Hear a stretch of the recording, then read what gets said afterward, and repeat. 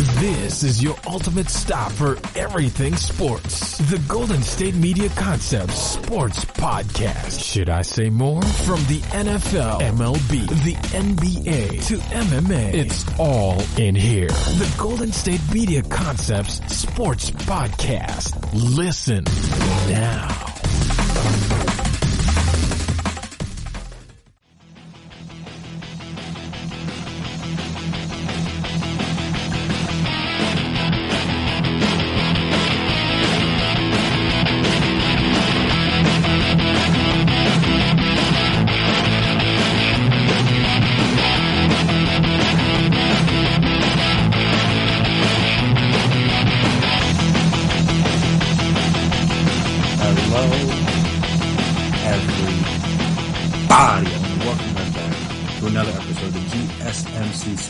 Podcast presented by GSMC Podcast Network. My name is Chris Blades, and before I get started here today, I want to make sure I take the time out to remind you, as always, if you haven't already, subscribe to the podcast. Make sure you never miss an episode. Make sure you're always on top of when we drop our latest stuff.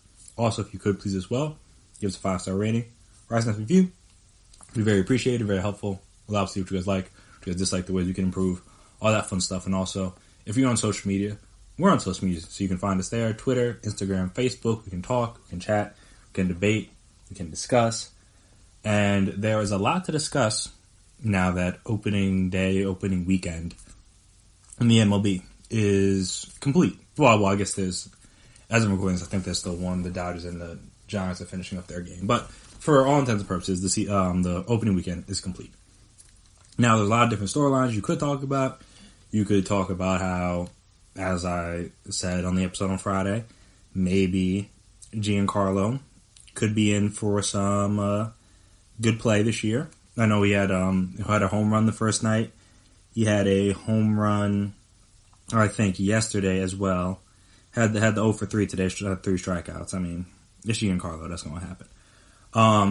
But yeah, he looks good. Apparently, everyone coming into the second spring training, they were talking about on the broadcast. I think it was yesterday or on opening day, where they're saying he looked good, he looked leaner, he looked more muscular, it looked like he was ready to go. And again, he's gotten off to a nice start. Again, this one series, they took 2 out of 3 from the defending champs, granted without Juan Soto because of that COVID.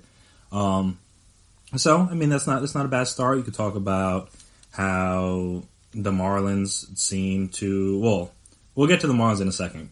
More in detail, because they took 2 out of 3 from the not the Nationals, the Phillies, who, I mean, again, Phillies are a team that are supposed to have playoff aspirations, but yeah, apparently, according to my Twitter, because I follow a lot of Philly fans due to the fact that I like the Eagles, I don't care about the rest of the sports teams. Though I mean, I don't hate the Sixers. They're not my team, but apparently they struggle with the Marlins. In general, which is a weird team to struggle against because the Marlins are relatively pretty bad, all things considered. But struggle with theirs. You could talk about that. You could talk about the Twins and how they just it seems like they're going to pick up right where they left off last year in terms of if your pitcher leaves the ball over the plate, they're going to hit home runs. They hit how many?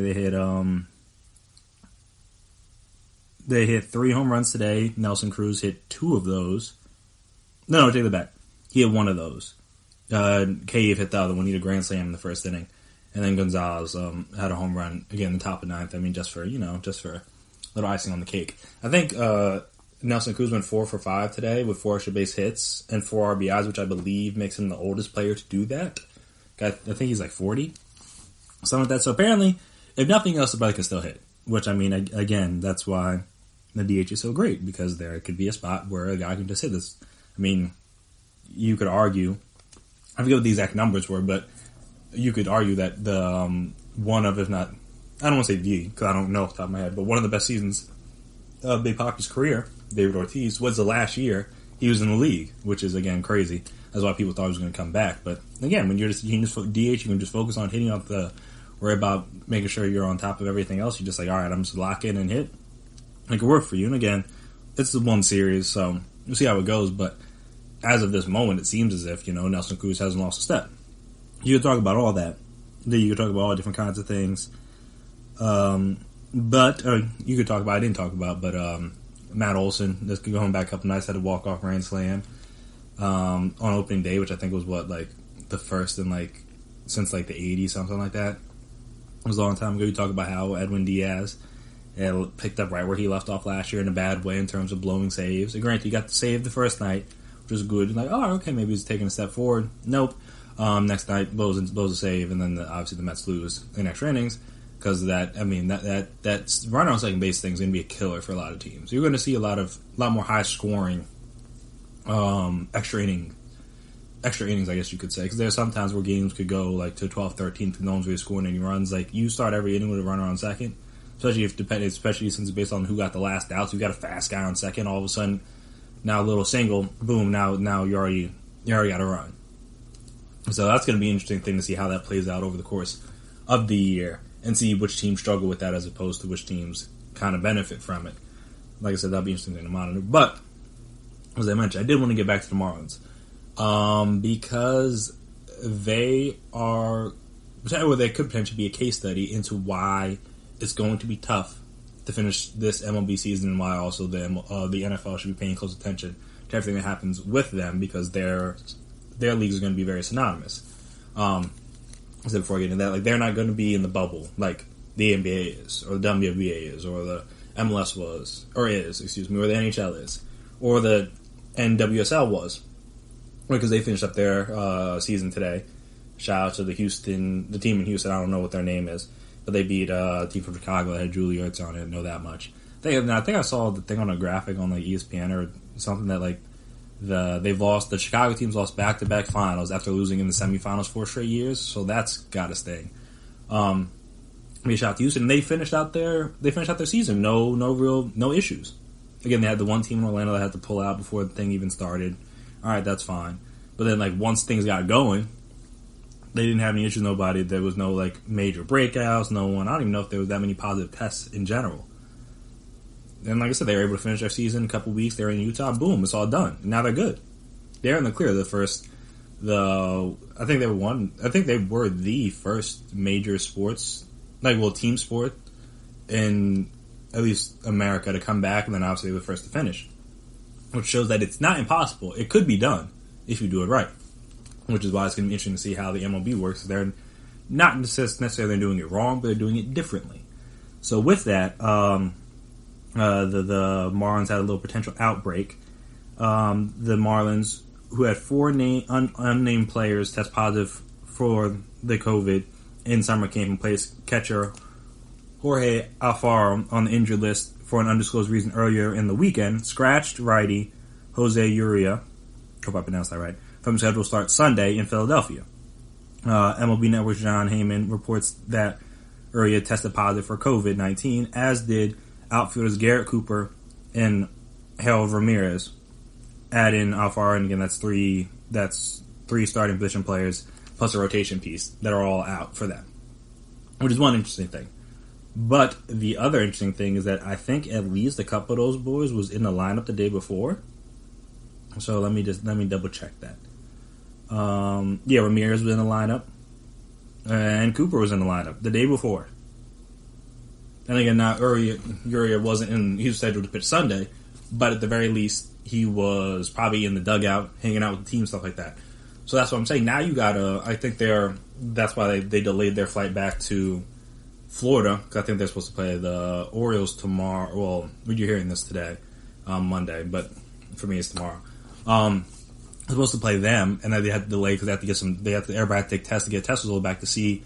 And again, that's the thing about this is that they want to test them to see if anybody else is positive. All right, cool. Yeah, they might be positive, they might be good for now. But the thing is, because since it can take some time to develop, it might not be. You might not see anybody test positive until later this week. And now they might have played a whole nother series against the Orioles. And now, then this is how it can spread. All it takes is a few, and then all of a sudden you play some games, you mix it in with a couple people. In general, in theory, if you were out in the real world, and that's the funny thing about it, if you were out in the real world and you encountered multiple people that tested positive, they would tell you to not only take the test, but also quarantine for a period of time. These boys, or these men, I should say, are going to take a test, pass, or not pass, And then if they pass, all right, they're good to go. And I'm just like, that can't be the best. That can't be the way to do this. That doesn't make any sense. It's like, all right, there's 4 guys on our team that test positive. 3 of them were with the team the day before, like hanging out with the coaches, hanging out with the players. Again, 2 of them played in the game. So I mean, you don't know who they might have spoke to. They got a couple hits. They might have spoke to the first baseman, spoke to the shortstop, second baseman, third baseman, whoever. After the during the innings and stuff like that. So I'm saying you don't know who they could have exposed it to. And now, like I'm saying, it's a dangerous game you're playing when you're not positioned in some sort of confined space where you can really keep tabs on everybody. And again, as we'll talk about with the NFL, they have some things in place and ways in order to try to deter people from going out there and just being reckless. But at the same time, it's like, if these states are going to be somewhat open, if these states are going to be somewhat open, that means people are going to be allowed to do things. Again, that doesn't mean they should be allowed. That doesn't mean these players are just going to do whatever.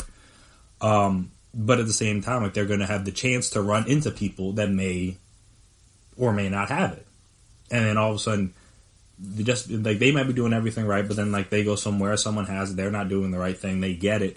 Now all of a sudden they come back to the team, they pass it on to the team because they might have tested positive for a few days in a row, so they're like, they think everything's good, and come to find out on the 5th day after hanging out with the team for 4 days, all of a sudden, boom, you positive for the Rona, and then now the whole team got to get checked.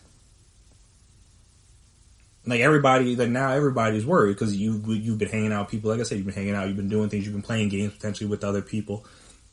And this is the thing, is that since they're not inside a bubble, it's a risk that, again, the MLB knew before they started, but it's just a risk that's going to be prevalent the entire season. Due to the fact that this hasn't been eradicated in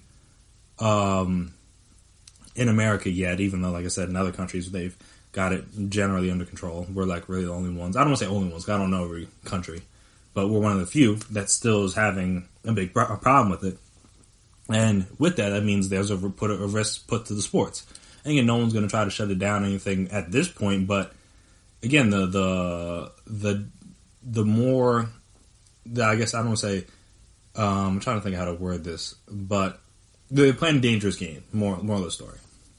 They're playing a dangerous game with, again, having people travel, having people fly, having people play teams with different cities, having people, again, and just like I'm saying, with the basketball and soccer, I think, were some of the sports that you could do this kind of thing, especially in NWSL where there's not that many teams. Like, you could do this kind of thing. Even hockey, they're doing it in a bubble, but again, it's in a different country because it's safer up in Canada. That's why the Blue Jays can play up there. I'm saying inside a bubble, at least in theory, it's like, all right, if we're doing the right things inside the bubble and we're isolating people the moment they test positive, if you leave the bubble, as we'll talk about with my boy Lou Will and his interesting last few days. Again, when they leave and they have to come back, then you have to quarantine themselves for a certain period just to make sure you're not risking anybody else. And all right, you're good to go. But I'm saying, you don't have a bubble, and you're just like hoping your testing is up to snuff and good enough to catch the people. But again, you can't really control who they interact with and stuff like that. It's a dangerous game. You don't want to pin this all on the Marlins because it's not their fault. The Braves restarted their 3rd catcher, I believe, for the series against the Mets because they had 2 guys come down with some illnesses, even though they weren't necessarily Rona positive or COVID positive, but they weren't feeling well. I know who else. The Reds had to isolate Mike Moustakas on. I don't know if this was this was Sunday too, because he said he woke up, he wasn't feeling well. Apparently he was placed on the injured list not that long after. Nick Senzel, another player on the Reds, was a late scratch from the lineup because he wasn't feeling well, though he wasn't placed on the injured list. So again, you have these cases that are going to be popping up all over because, you got teams and it's not just the Marlins, you got the Tampa Bay Rays, who, again, Florida's one of the hot spots. You got the teams in Arizona, that's one of the hot spots. Teams in Texas, that's one of the hot spots. Teams in California, that's a hot spot. Georgia, there's teams all over.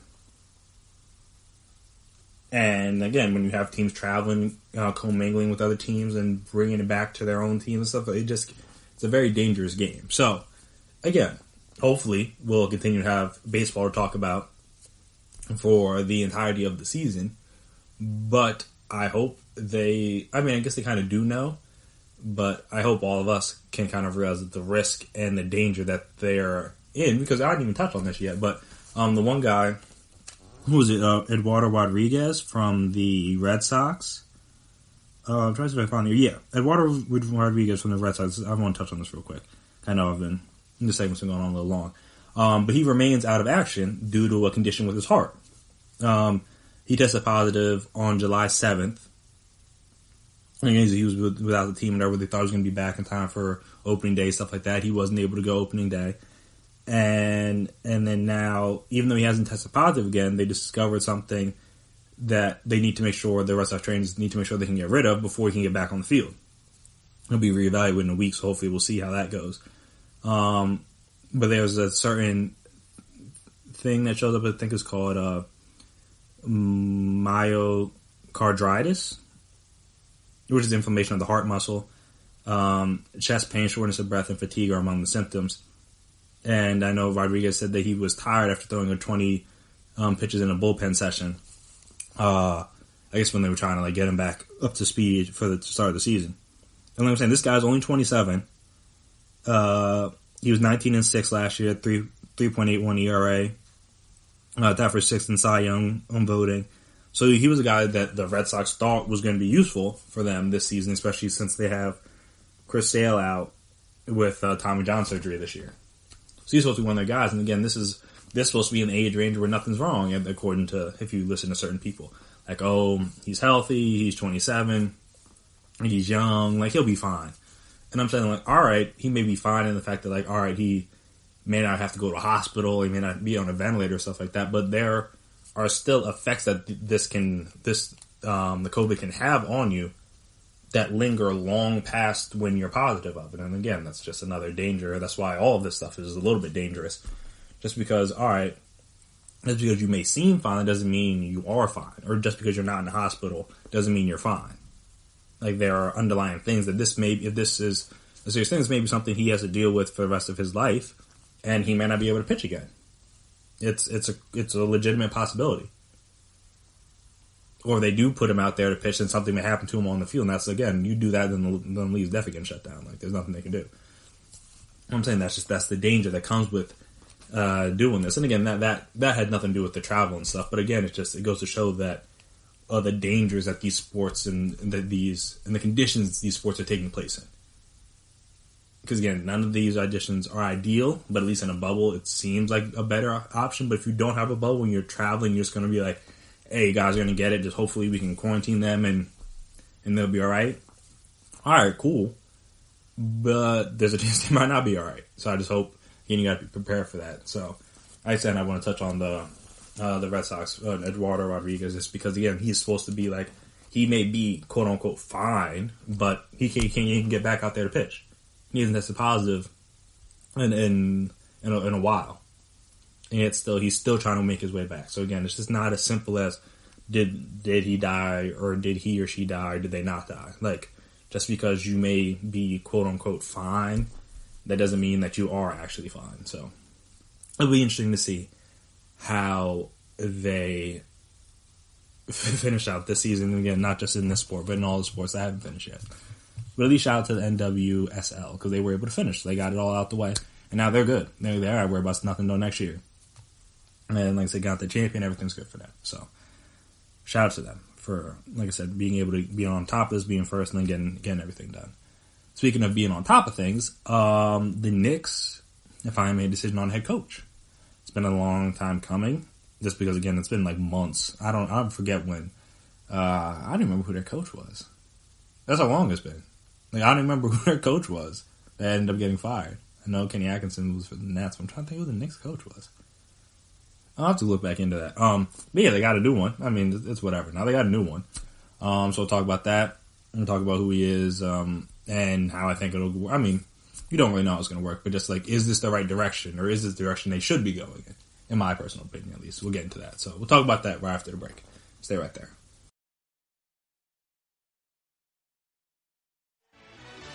Are you looking for the very best NFL and college football podcast? Then check out the GSMC Football Podcast. Get the latest football news both on and off the field. From the NFL Draft to trades to the rumor mill to the NFL Combines. They got you covered. That's GSMCpodcast.com/football-podcast. Get updates on college rivalries, game day insights, and much, much more. It's football talk the way you want it. This show eats, sleeps, and breathes football. Don't forget to like them on Facebook and follow them on Twitter. Visit GSMCpodcast.com for more info.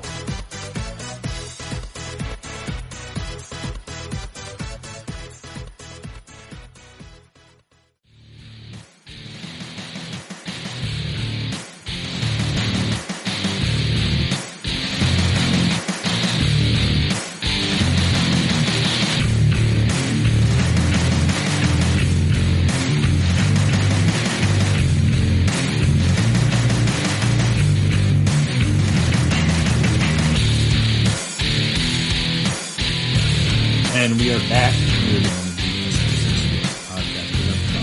GSMC podcast now. So as I said before the break, the Knicks have found their new guy. And that guy is none other than Tom Thibodeau, the former coach of the Wolves and the Bulls. Wolves obviously most recently. Apparently, according to ESPN, the Knicks and Tom Thibodeau are finalizing a 5-year deal to make him the franchise's next head coach. He had previously been with the Knicks as an assistant coach, most notably under Jeff Van Gundy from 1998 to 2004. And I figured out who the coach was. It was Fizdale. I forgot about shout out to Fizz, but yeah, no, I just didn't. He's going to get the job done. It is what it is. Things happen. The hiring of Thibodeau comes after the franchise dismissed David Fizdale as head coach 22 games into the season, amassing a 4-18 record.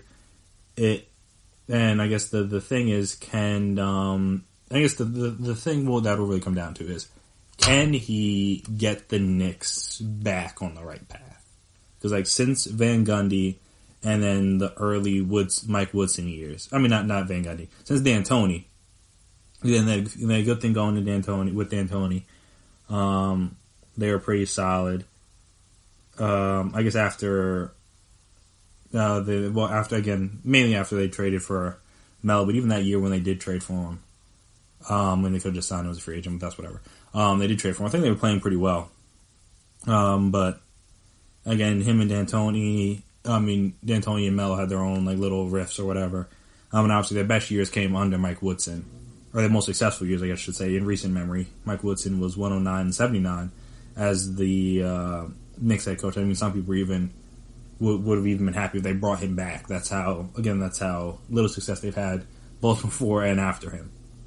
Because since then, they had Derek Fisher, which was part of the Phil Jackson era. That was a mess. Then they had Jeff Hornacek, also a mess. Though, he helped Porzingis, I guess, develop a little bit. Then they had Fizdale, which was, again, also a mess. So, it's just that, can to get them back on the right track, whatever that looks like. That's really just going to be the question. That's going to really determine success or failure with the Knicks. Though it does sound like, again, that's the thing about when you hear stories about, this guy really wanted the job, blah, blah, blah.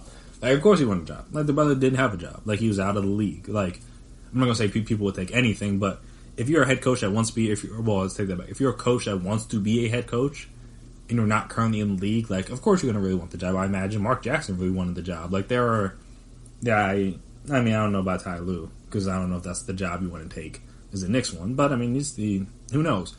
I know another guy with high up with Jason Kidd, and I'm like, Jason Kidd, obviously he wants to be a head coach again, though the Nets thing didn't even work out. The Bucks thing didn't really work out. Obviously they were better once Budenholzer came in, so there was that. So yeah, it's I imagine he wants to get back in the head coaching gig. Like I said, it sounded like he was deep in the running for the next job. But again, I guess Tibbs, I thought I saw some headline about Tibbs' relentlessness is what pushed him over the edge, which again, that's kind of how Tibbs is, so that doesn't really surprise me. But yeah, it'll be interesting to see if he can be the guy to lead the team back, because he hasn't left anywhere bad, but he also hasn't had a lot of success.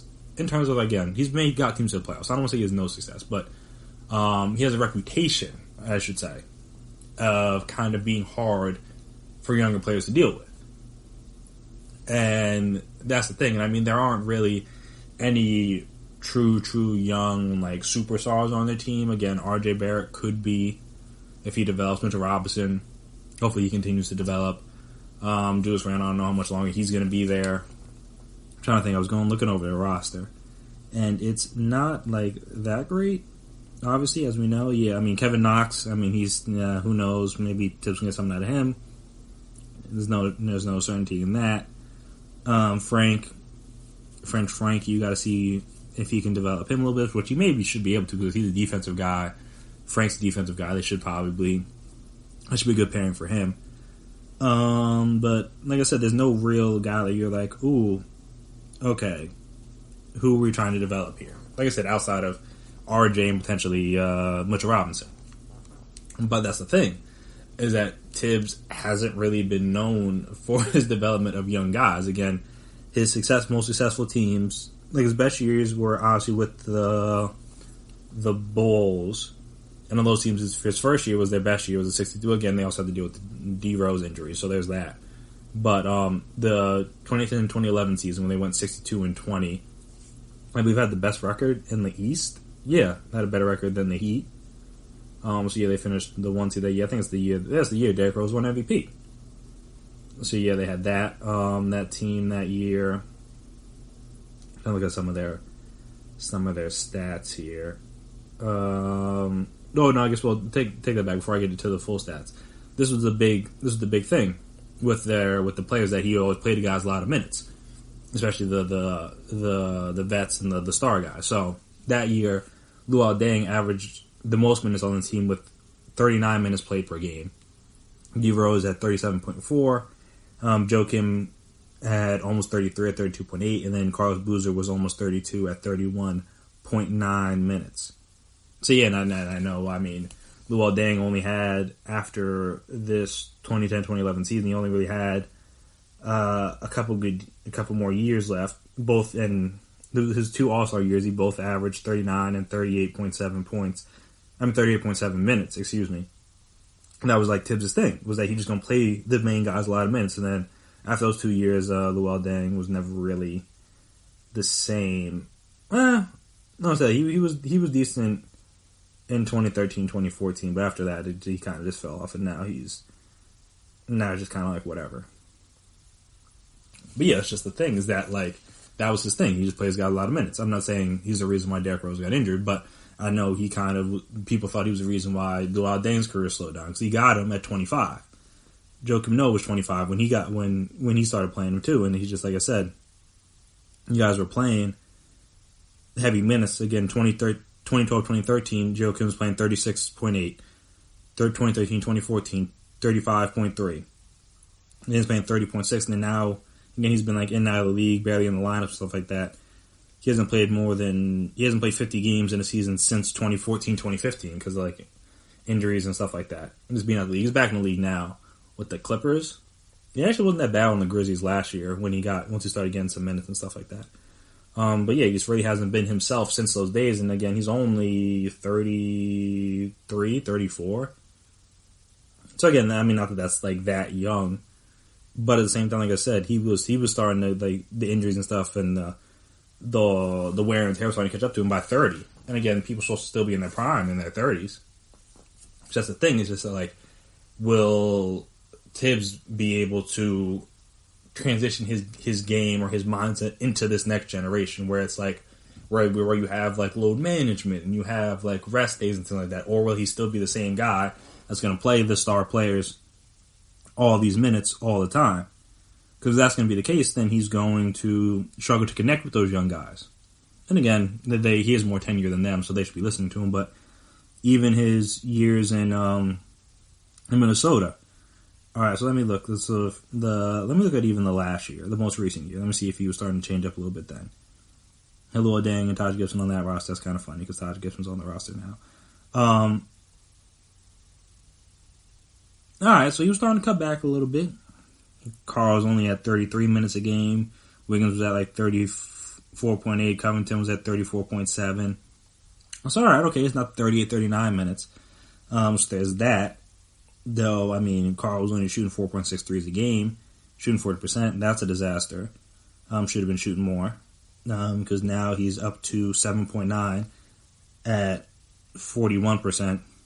So, again, he never shot more than...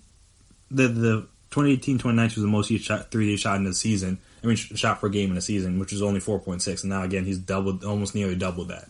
Or not doubled it, but like... Because, again, he need like 1.3 more to get the double. But he significantly raised his amounts, shooting about 3 more a game. And that's making a difference. And he's hitting them at a better clip than he was making them before. So it's just one of those interesting things is that will his mindset and his game transition into the next generation? And also, who else will be on the staff? I think that's going to be important too. If you have an offensive guy, an offensive assistant coach, something like that, to kind of help him with that side of the ball, because again, that's not really been his thing. Even when he was with the Celtics, I think he was like the defensive guy. I forget who was that.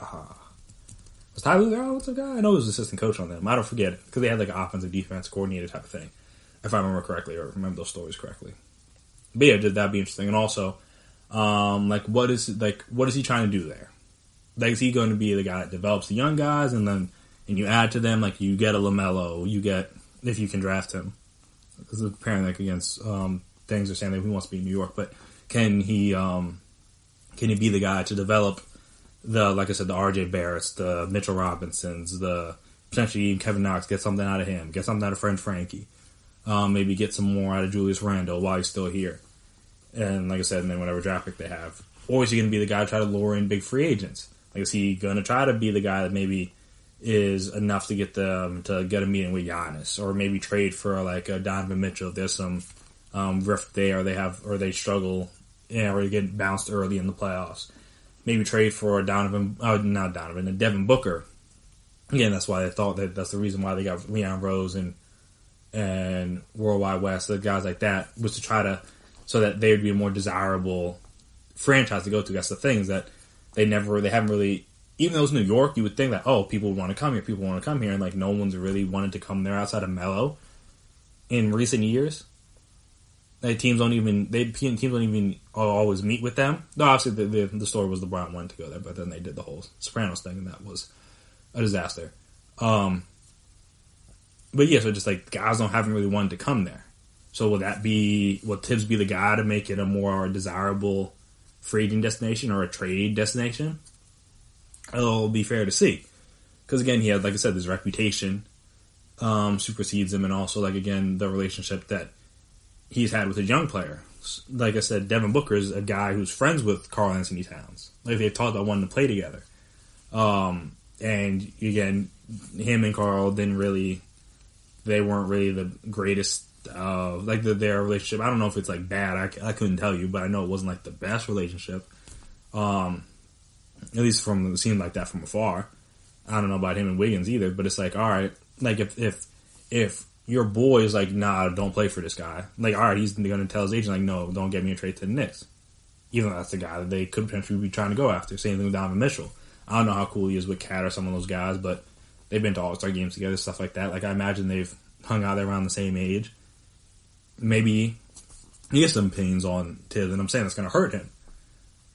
So it'll be interesting to see, like, who are these younger guys, or who these guys are going to try to attract. Because, again, you would think you're trying to build up to make the Knicks a more desirable destination. Having Tibbs is better than Fizdale or, like, Mike Miller, or probably even, like, a Jason Kidd, or, like, I don't know, Mark Jackson maybe. But it's like Tibbs makes them... No, does Tibbs make them desirable enough would be the interesting thing. And also, I guess it kind of depends on, is this like a slow thing, or are they trying to get this rebuilt quickly? Because, again, Tibbs has never really been... He's not the rebuild guy. He's the guy that comes in, the team's good, or pretty good, or if they're bad, like I said, the first year in Minnesota, they were bad, then they traded for Jimmy Butler, and then they were good, and then, again, Jimmy had the whole situation he had with them, ended up getting him traded. That's just the thing, what is he going for? Like, what are the Knicks going for? Are they trying a quick rebuild? Are they trying a slow rebuild? Like, I'm curious, because Tibbs, again, had one full losing season, which is his first year in Minnesota. And again, they trade for Jimmy Butler. Things go well, and then Next year, Jimmy like has the whole riff. He ends up getting traded, and then he's fired after 40 games. And they had a losing record at the time, but it was 19-21, so nothing too crazy. So he has one full losing season on his resume.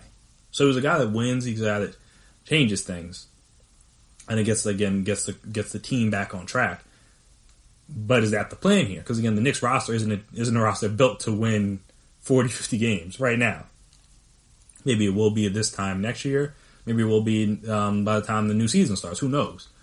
But that team's going to take some time. And I'm like, is Tibbs the guy to be willing to take the time? We'll have to wait and see. Because again, that's never really been his MO. He's not been a rebuild guy. He's been the team is good. Let's get to the playoffs. Let's play good defense. Let's, again, do this, that, and the third kind of guy. He's not the guy like, all right, we're gonna give you a couple years to build it back up, and then we'll start judging you from there kind of guy. He's not the Kenny Atkinson, where Kenny Atkinson was like, all right, we think you've built up the Nets, made them desirable. We were able to get Kyrie, KD. We think maybe we need to get another guy in there to take us over to the next step. Maybe he's like a Mark Jackson type. Again, he was there for a while, was early on about Steph and Clay and how great they were going to be together. And he got them to the playoffs, got them into the second round. They weren't able to get past that. They bring in Steve Kerr. Now they win championships. Like, who is Tibbs? Like, I guess I don't know. Only Knicks brass knows that. But it's interesting to see how they view him. Because if they view him as a this turns around quickly, then he's going to be fired. And I guess that's kind of the issue, that they've had so much turnover since D'Antoni. I know D'Antoni was there from 2008 to 2012. I think it was Mike Woodson from 2012 to 2014. Then it was Fisher from 2014 2016. Then Hornacek from 2016 to 2018.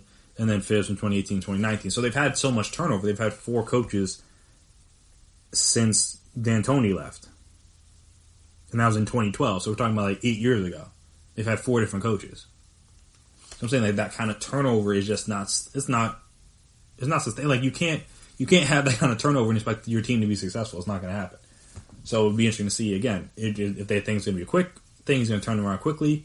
They'll be disappointed, then maybe he gets fired.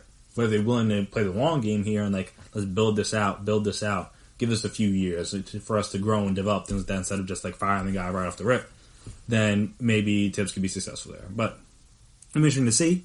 Interesting move because again, he's not really, like I said, he's not the rebuild guy, but nonetheless, I'm intrigued to see how the Knicks do. I'm not one of those the Knicks need to be good for the NBA to be good. No, the NBA's been fine most of my life, and the Knicks have been bad for most of my life. I've never, again, going to the Garden, still going to the Garden. Other players love playing in the Garden because they like lighting up the Knicks. Some of the greatest moments in the Garden in my lifetime were all from players that weren't on the Knicks, outside of the one Melo, I think it was Easter game, where he hit those, the game tying 3 in regulation, the winning 3 in overtime from basically the same spot. Outside of that, most of the best moments in the Garden have been of other players in my lifetime. And so, people still like playing in the Garden, just no one likes playing there for the Knicks. So, it'll be interesting to see if that changes with Tibbs now in the fold. But we shall wait and see. And speaking of new additions, and changes and things like that, Jamal Adams got his way, no longer on the Jets. He's on a new team now, so we'll talk about that, talk about the trade, how it went down, do the typical who won and who lost the trade kind of thing. And yeah, just talk about all that stuff right after the break. So stay right there.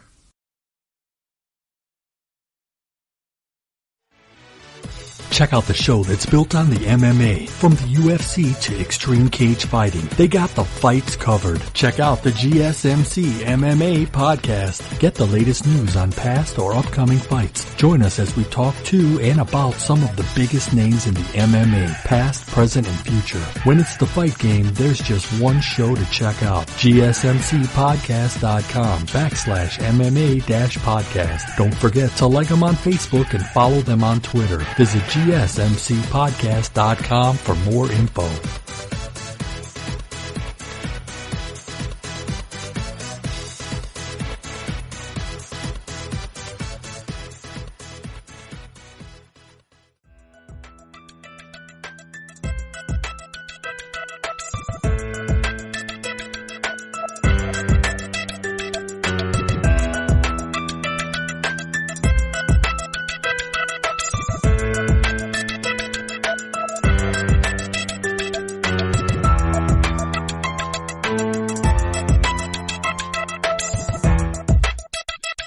And we are back here again on the GSMC Sports Podcast presented by GSMC Podcast Network. So as I said, Jamal Adams has found a new home. The All-Pro safety from the Jets is now the newest member of the Seattle Seahawks, which was, I know, one of the teams that was rumored to be in on him, I believe, of the 7 teams that he'd be interested in being traded to, something like that.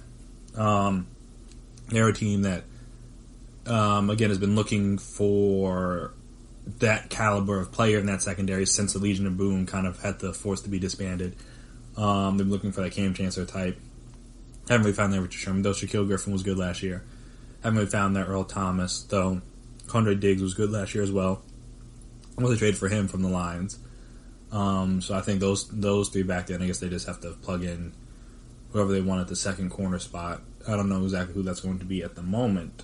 But, again, you find a guy, and then, again, they might have it's not going to be Legion of Boom, obviously. But it'll be a respectable secondary, again. So, again, they traded him. So, the trade details are as follows. The New York Jets get a first-round pick in 2021, first-round pick in 2022, a third-round pick in 2021, and safety Bradley McDougald, so now they have a guy to just, and you see Jamal Adams now. But that's not enough, and at least they don't have to completely start over from scratch at that position. No, they did draft Aston Davis from Cal in the third. Yeah, I think it was the third round. He was a guy that he's like a track and field athlete. It was a very good productive player while at Cal. He just dropped because of some injury concerns. So he's the guy that a lot of people, and again, that's kind of the funny thing about it, is that a lot of people thought the Jets had drafted really well. And again, he was one of those picks, so maybe they were already kind of had a contingency plan in place if they did have to trade Jamal Adams, which again, it seems like they were. Whether they were always going to do it, I'll never know, but he had expressed his discontent, and also they hadn't really made any offers or anything to try to get him to stay. So there is that. So then again, they would try to already kind of put the wheels in motion for their plan post Jamal Adams. And he could be I'm not saying he's going to be Jamal Adams, none of that stuff. But Jamal has been an All-Pro a couple times. Though, an All-Pro on a bad team, but still an All-Pro. No, can't hate him for that. But yeah, it'll just be interesting to see if again, what I guess we'll have to wait and see. Not if, but what the plan is in the secondary. Again, they got McDougald, got Aston Davis. I'm pretty sure Marcus May's still there. So they have safeties that they could play, but again, you just got to figure out how they're going to utilize them. How Greg Williams is going to utilize them now that they're not Jamal Adams. And the Seahawks get Jamal Adams, obviously. And in 2020, fourth. So, basically nothing. Outside of Jamal Adams, again, because they got Jamal Adams. That was the big prize here. So, again, everyone likes to do who won the trade, who won the loss of trade, give grades, blah, blah, blah. I don't like doing that, but again, it's kind of a par for the course when you're discussing these kind of things. Everyone kind of wants to say this team got fleeced, or that team got fleeced, or this was a fair trade, or that was whatever. So, in my opinion, and I don't know if this is the first time you're going to ever hear somebody refer to a trade in this manner, but I think it was both a win-win and a lose-lose. So, start with the win-win. It's a win for the Jets because you got a player that clearly did not want to be there.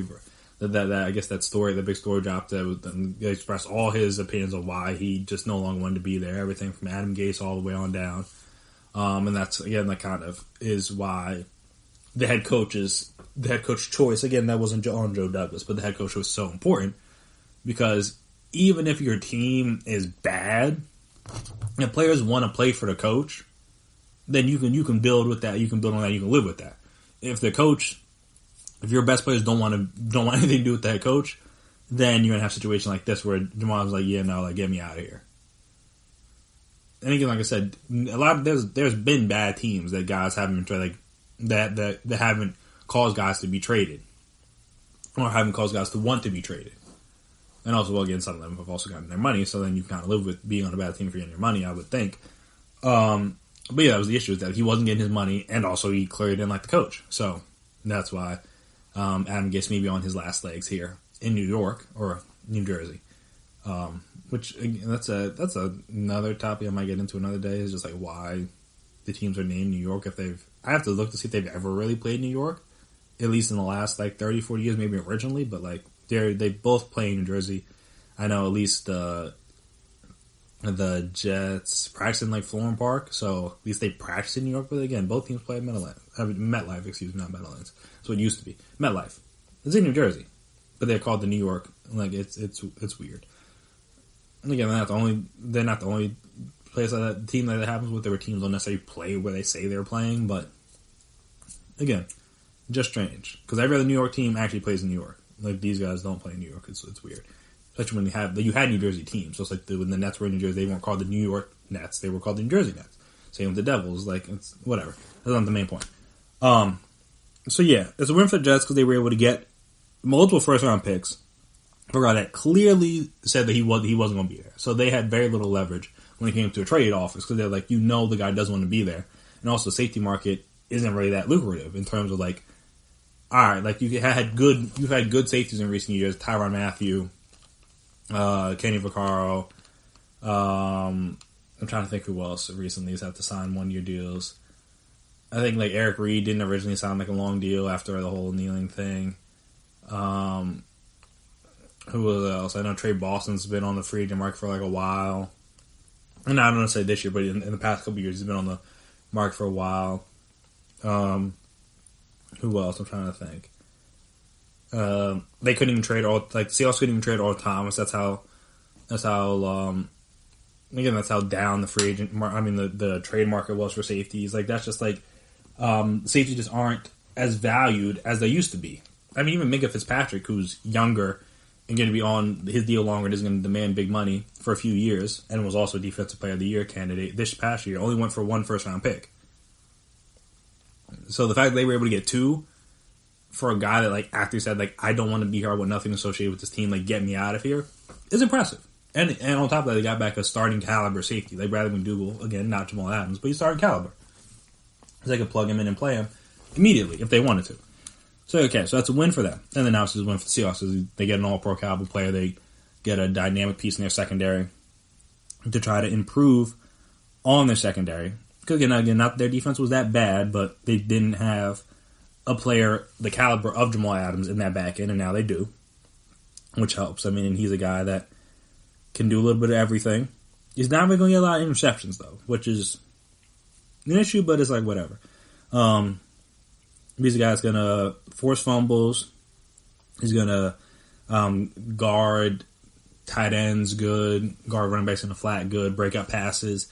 Going to get a lot of tackles, potentially get some sacks. He had 6.5 sacks last year as a safety, which is impressive. At 12 sacks over his first 3 seasons. 10 tackles for loss last year.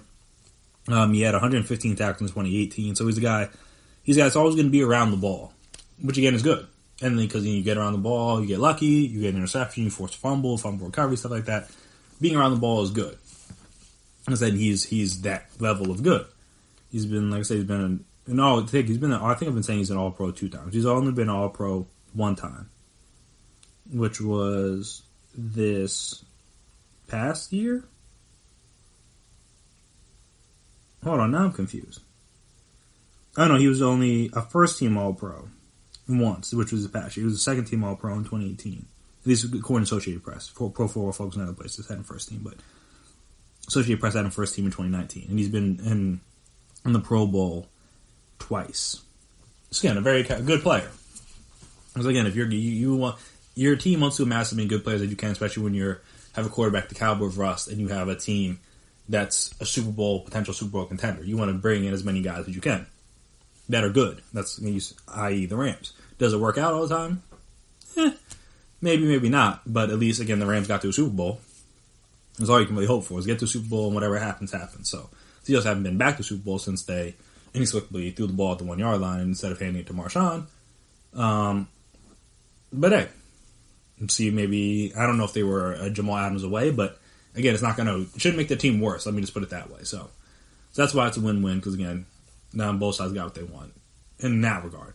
But then obviously Jamal Adams got what he wanted, so that's a win for him too. But now when lose-lose aspect comes in, I'll start with the Seahawks. Is that all right? You gave up 2 first-round picks for a safety, and I know Bill Barnwell had an article about this from on ESPN, and he was talking about actually, take that back. Before I get into the negatives, there's one other win is because the Seahawks first round picks recently have not been that great, so trading away first round picks is not the biggest deal for them.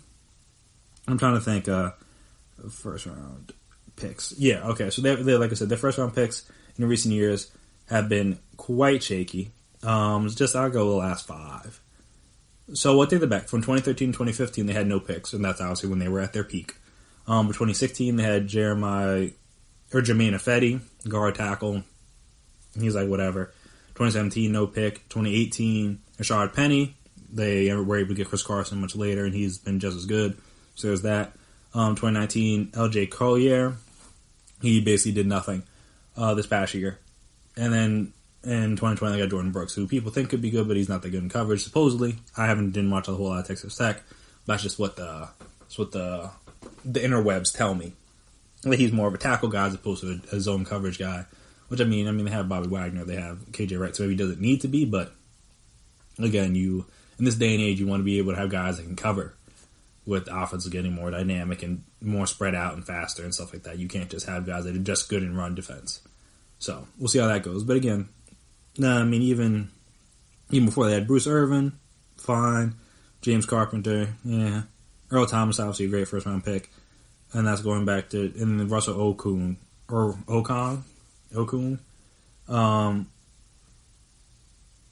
So he was good. He was a good pick as well. A solid pick. Again, he's been a starter for many years. He started for them for the Super Bowl team, been to a couple Pro Bowls. So, yeah, not a bad pick. But again, recently, their first-round picks haven't really been that great. And the time they were at their best was when they didn't have any first-round picks. So, maybe that'll help. Then, like I said, going to lose, you trade your two first-round picks for a non-premium position.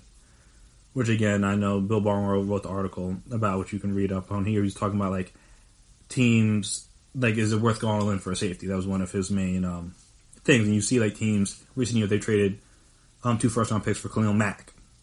Bill O'Brien traded 2 first-round picks for Laramie Tunsil, along with Kenny Stills, but mainly for Laramie Tunsil. The Rams gave 2 first-round picks for Jalen Ramsey. Now, all those guys, you could argue whether they're better or worse than Jamal Adams, but all those guys play premium positions. Khalil Mack's a pass rusher. Laramie Tunsil's the left tackle. What's it called? Jalen Ramsey's a corner. Even Kenny Stills, again, he's part of the deal, but he's a wide receiver. And all those positions you could argue are more important in football in this day and age than a safety is, especially a safety that's besting the line of scrimmage.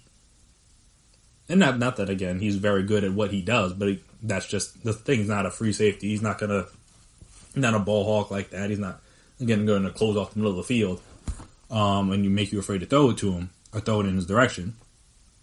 So it bears the point that is 2 first-round picks too much to give up? And you could argue, yes, on top of the fact you have to pay him. And they're again, Russell may need to restructure his deal. There's a potential, like I said, for a lower salary cap next year. And you trade 2 first-round picks for the guy. You can't not give him an extension, but you think he's just going to play the 2 years out of his contract without an extension. Maybe not this year, but at the end of next year, if he plays well, like you expect him not to want an extension, even though there's going to be potentially a lower salary cap. So now you're going to be more strapped for cash. And you're going to, like I said, you're going to have to pay him because you traded 2 first-round picks for him. You can't not pay the guy. That doesn't make any sense. If you weren't going to pay him, you wouldn't have traded 2 first-round picks unless you just thought, all right, we'll get him, win a Super Bowl this year, and then just like be done with him. Like that, I don't think that was the plan. Though I don't know what Pete Carroll and John Snyder, I think that's the GM still, what their thought process was. But for me, that just doesn't make a whole lot of sense. But yeah, teach your own. So yeah. So you got to lose because I'm just like paying 2 first-round picks for a safety plus a third and a starting safety. So you have enough 4 assets for, again, an all-pro safety, but a safety that's near the best near the line of scrimmage. And that's a kind of a lot.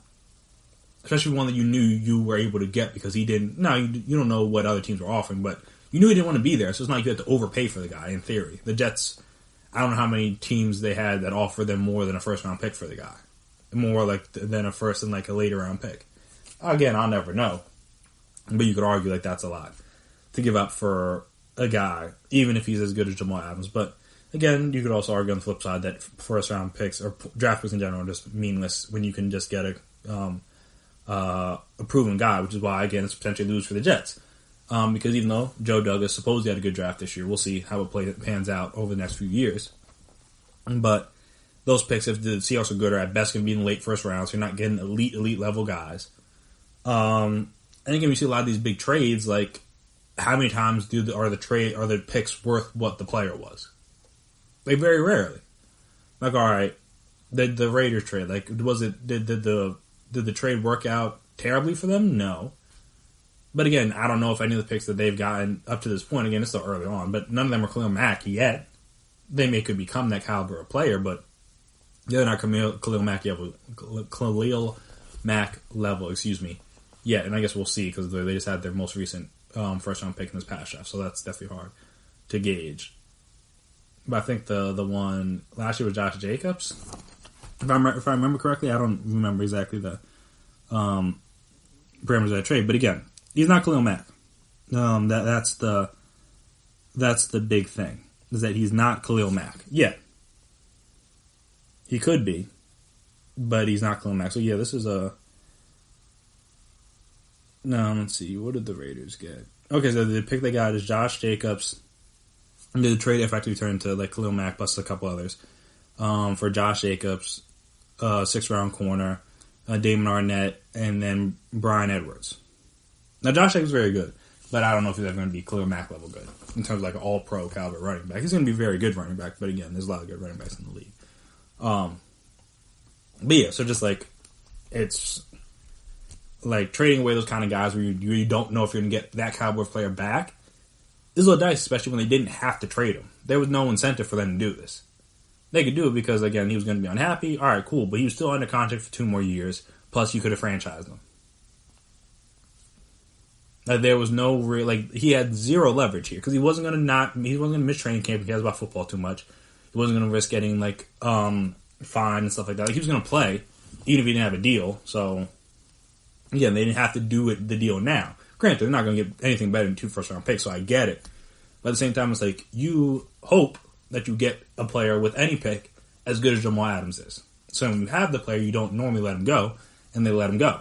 And now you got to hope these first-round picks and this third-round pick and / Bradley McDougall can kind of help make up for the fact that we lost Jamal Adams. Though, in fairness, again, the team's been sorry, so it's not going to make that much different in the win-loss column, but it'll be interesting to see. And I guess the only positive side will be if they have another bad season, they fire Adam Gase. Now Joe Douglas has a lot of ammo. They will have, 4 first-round picks in the next 2 drafts to trade up for if Sam Darnold's not the guy. Trade up for Trevor Lawrence or Justin Fields or Trey Lance or whoever emerge at the top of the class for whoever the next head coach is. Or if Sam Darnold is the guy, now you got 4 picks to kind of help, or 4 first-round picks, to help build the team around him.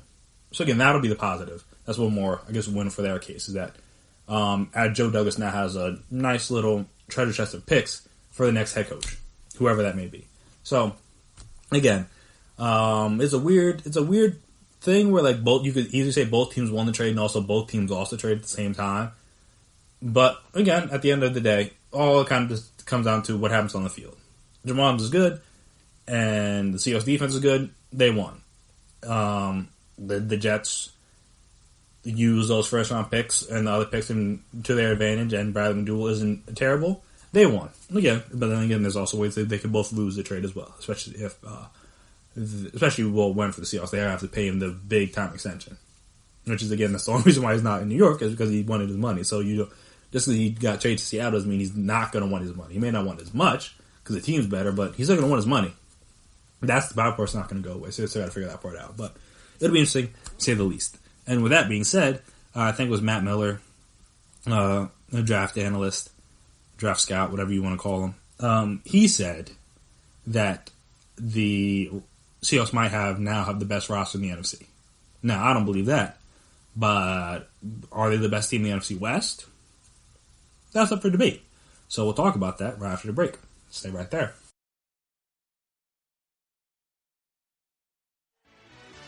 Are you looking for help for your fantasy football team? Check out the GSMC Fantasy Football Podcast. Get today's best advice on who to start, who to sit, even who you should draft. From sleeper picks to red hot lineups, they got it all covered for you. That's GSMCpodcast.com/fantasy-football-podcast. We'll cover traditional leagues, dynasty, PPR, even IDP leagues. When you need fantasy help, there's just one show to hit up. Don't forget to like them on Facebook and follow them on Twitter. Visit GSMCpodcast.com for more info.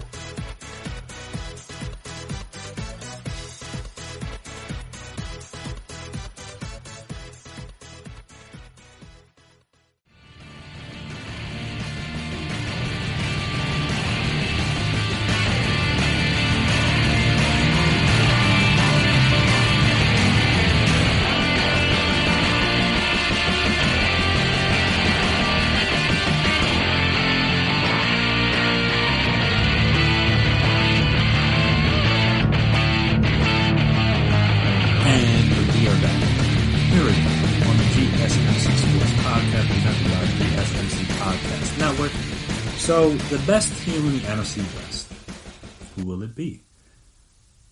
I'll have you guys wait a little bit for that. We'll start from the bottom of the West.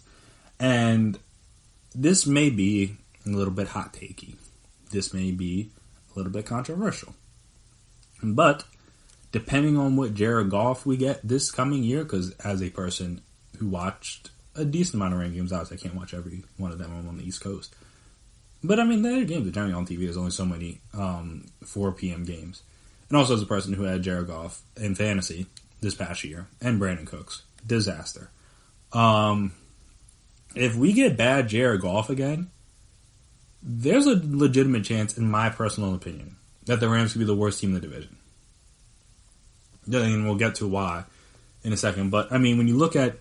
Well, we'll talk about their additions in a second. But you look at their subtractions. So the team players that they lost. They lost Dante Fowler to the Falcons, who had double-digit sacks for them last year.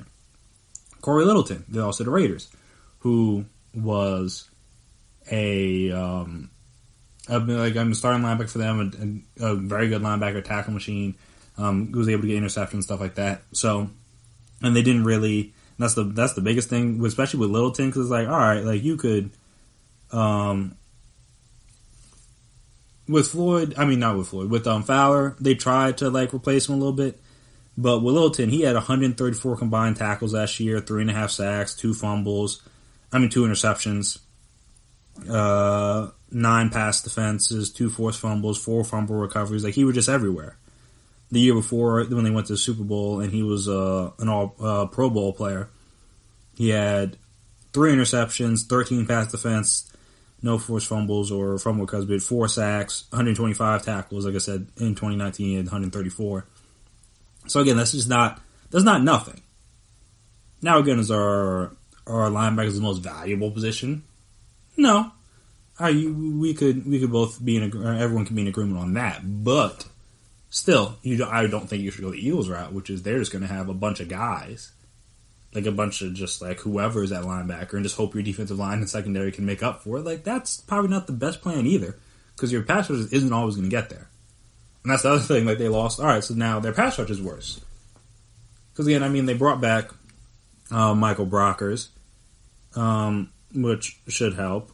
They signed. I'm trying to think of anyone else on defensive line. No, Morgan Fox, which is like that's whatever.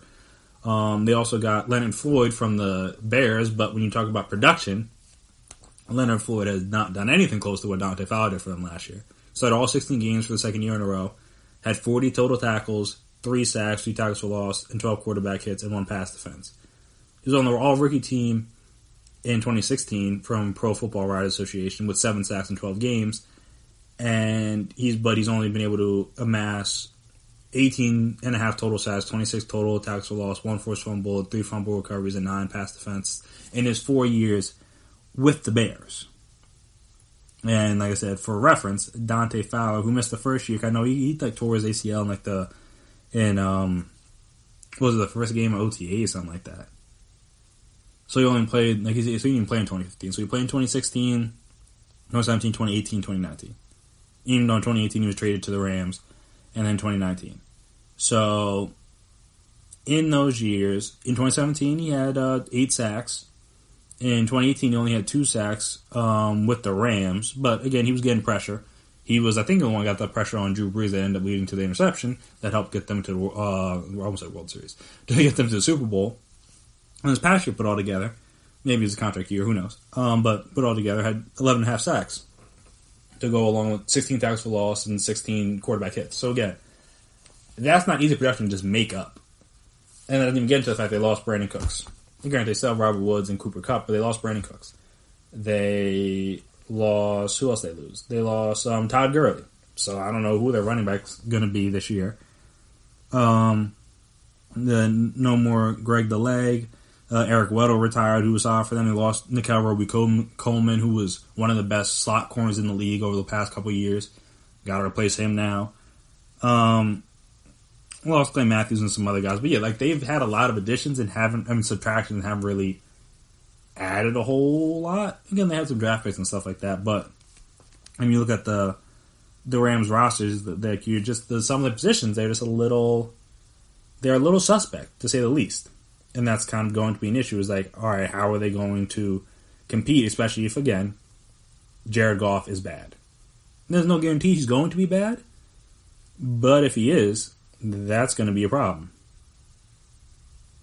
Because, again, they're going to struggle at certain positions.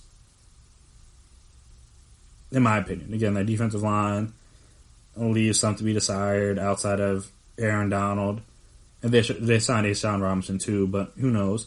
The linebacker core, there's a bunch of guys that you hope can be something. Nothing really solid. Their offensive line should be a little bit better. They signed Austin Blythe, re-signed Andrew Whitworth. Had traded for Austin Colbert last year, I believe. Well, Ebukam, I forgot about him. All right, so he's solid. But then they drafted Terrell Lewis. They're hoping Leonard Floyd could be something. Again, just a lot of question marks. A lot of question marks. Then at the running back, they got Cam Akers, Malcolm Brown, Darrell Henderson, John Kelly, and some other guys. You're hoping these guys are something. At safety, you got John Johnson, still Taylor Rapp, but then you got a bunch of, like I said, hopefuls. And at tackle, you hope Wentworth doesn't start to fade a little bit because he is getting older. And then at receiver, you got Cooper Kupp, Josh Reynolds, Robert Woods, and then a lot of question marks. Van Jefferson, you hope he's something. Like, again, there's just a lot of question marks on the Rams roster. So there's a chance, I believe, they could be the worst team in that division. Again, if Jared Goff stinks. Again, if he doesn't stink and he plays well, all right, then there's a chance that he could be worse.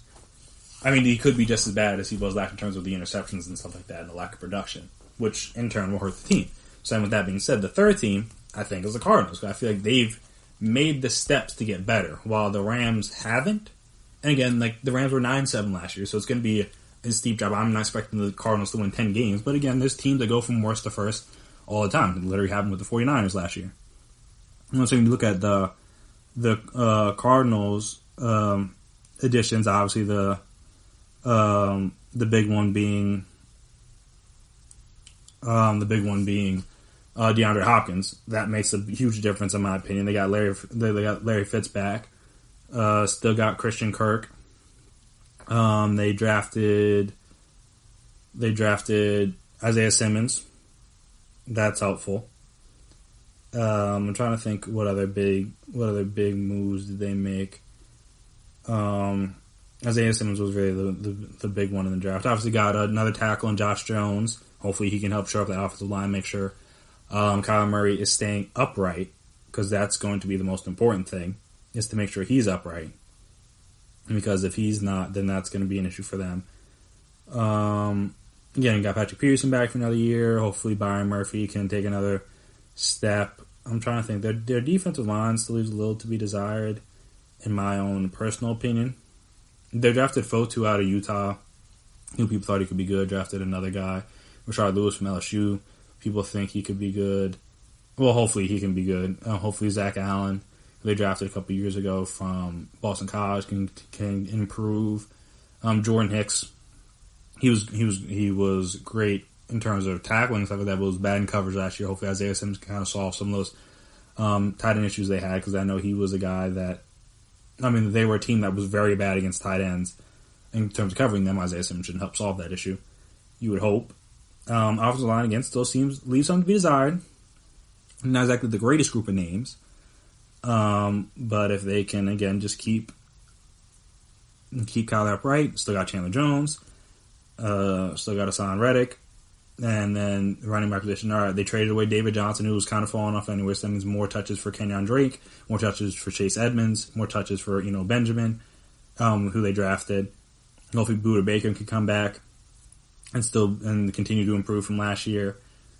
Tight end spot, leaves something to be desired. But, hey, we'll see how that goes. See if they can get good play out of some of these guys. It's just a bunch of names at this point. And then, like I said, they got Hop, Fitzgerald, Christian Kirk, Andy Isabella, Hakeem Butler, who should be back because he was hurt most of last year, and some other names. So, and again, you kind of hope that Cliff Kingsbury, he's better in his second year. Kyler Murray continues to improve from his rookie year. And then, like I said, if those two improve, then by default, the team should be better. If the head coach is better and the quarterback's better, the team should be better. And we've seen a lot of second-year guys kind of get the league by storm. So, again, is it a little bold to say that they're going to be better than the Rams? Yes. But I just think there's a legitimate chance the Rams could be the worst team in that division. They don't have an easy schedule, and also, like I said, they've lost so many key guys they haven't really found a way to replace yet. Like I said, I don't know if Leonard Floyd's the answer right outside linebacker. I don't know if they're going to have a good running game minus Todd Gurley. I don't know if they're going to have the same dynamic offense without Brandon Cooks to cause people to be afraid that he can beat them deep, even though he had to suffer some injuries and stuff like that over the last couple of years. But again, when he's on the field, you're afraid of him because you know he can run by you. And that's not that Cooper Kupp and Robert Woods and Josh Reynolds are slow per se, but they're not 4.2, 4.3 fast like Brandon Cooks was. So again, when he's on the field, you have to be mindful of it because if he beats the corner and you don't have safety help over the top, it could be 6. That's not the situation anymore. And then again, also, I don't know if that play action is as impactful without, at least even though Todd Gurley wasn't the same this past year, he's still a well-known player in the league. So you would think that, all right, yeah, we have to respect it when you go play action. Now you might not have to respect it as much because, again, they're running backs. They have to prove it to you because they're a bunch of just unknown guys back there. And even in general, you're still going to make Jared Goff beat you because he can throw it to the other team sometimes. So that's what I'm saying. It's interesting. I think the bottom 2 spots are going to be interesting for the fight to see who comes in last, and then also the top 2 spots. That leaves the Seahawks and the Niners. So, do I think Jamal Adams makes the Seahawks better than the Niners? No. What will make them better is Russell Wilson. Honestly, at the end of the day. Russell Wilson and did Jimmy G continue to grow? Because, again, if he takes a step back this past year, I'm going to say I think he's better than Blake Bortles, but you saw what Blake Bortles was all right, he was good for the 1 year. They gave him a big deal. They brought him back, and they're oh, okay, you're still Blake Bortles. Again, like I said, Jimmy G's better than him, but Jimmy G's still a guy that they tried to hide a little bit in the playoffs before they had to. Until they needed him, and then when they needed him, he wasn't up to the moment. That doesn't mean he won't be this next year, but again, there was a reason why they handed the ball so much times as they did the first 2 games, and it wasn't just because the running game was working. It was because you never know if Jimmy G is going to give one up. Because you just something that happens. And some quarterbacks are prone to giving one up to the other team. So yeah, I think, but also like I'm saying, Jamal Adams doesn't help their. Should he help their pass rush a little bit? Because again, he should be better at covering tight end stuff. But again, the pass rush still leaves a lot to be desired. And their offensive line still leaves a lot to be desired. And those are 2 things. They're just lucky they drafted Russell Wilson. Let's put it that way. I know somebody was saying on Twitter if they didn't draft Russell Wilson, they would be the Browns. Because again, their first round picks have been very hit or miss. Their team building has been very hit or miss. Their line has been terrible for most of his tenure. Their defensive line was good, but then since the Legion of Boom broke up, that's been a little spotty. And yeah, I'm just saying they got Quinn Dunbar, who may or may not be going to jail. Got to see how that pans out. Without him, again, their cornerback, so that's who the second corner was. without him, the cornerback situation, all right, they still have Trey Flowers, who I think played out there a little bit last year, so he could still be useful, but defensive end position, not a whole lot there yet. Again, who knows? Maybe some guys could develop, but not a whole lot there in terms of, like, actual production. I have a bunch of rookies and then some older guys, but none of those older guys are really, like, that great. Defensive tackle. Jaron Reed's good, if I remember correctly. I know Puna Ford is not bad either. So that's not bad, but again, not really a whole lot.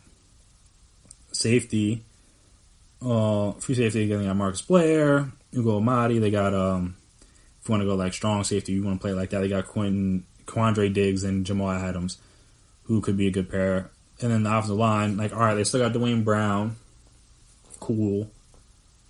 But the other tackle is Jamarco Jones, Brandon Shell, Chad Wheeler. I'm not sure. I know you're not sure. I'm not sure who the other tackle's going to be. And then their guards are Mike Upati, Chance Warmack, Damon Lewis, a rookie. Like, maybe their center is potentially going to be Ethan Postish.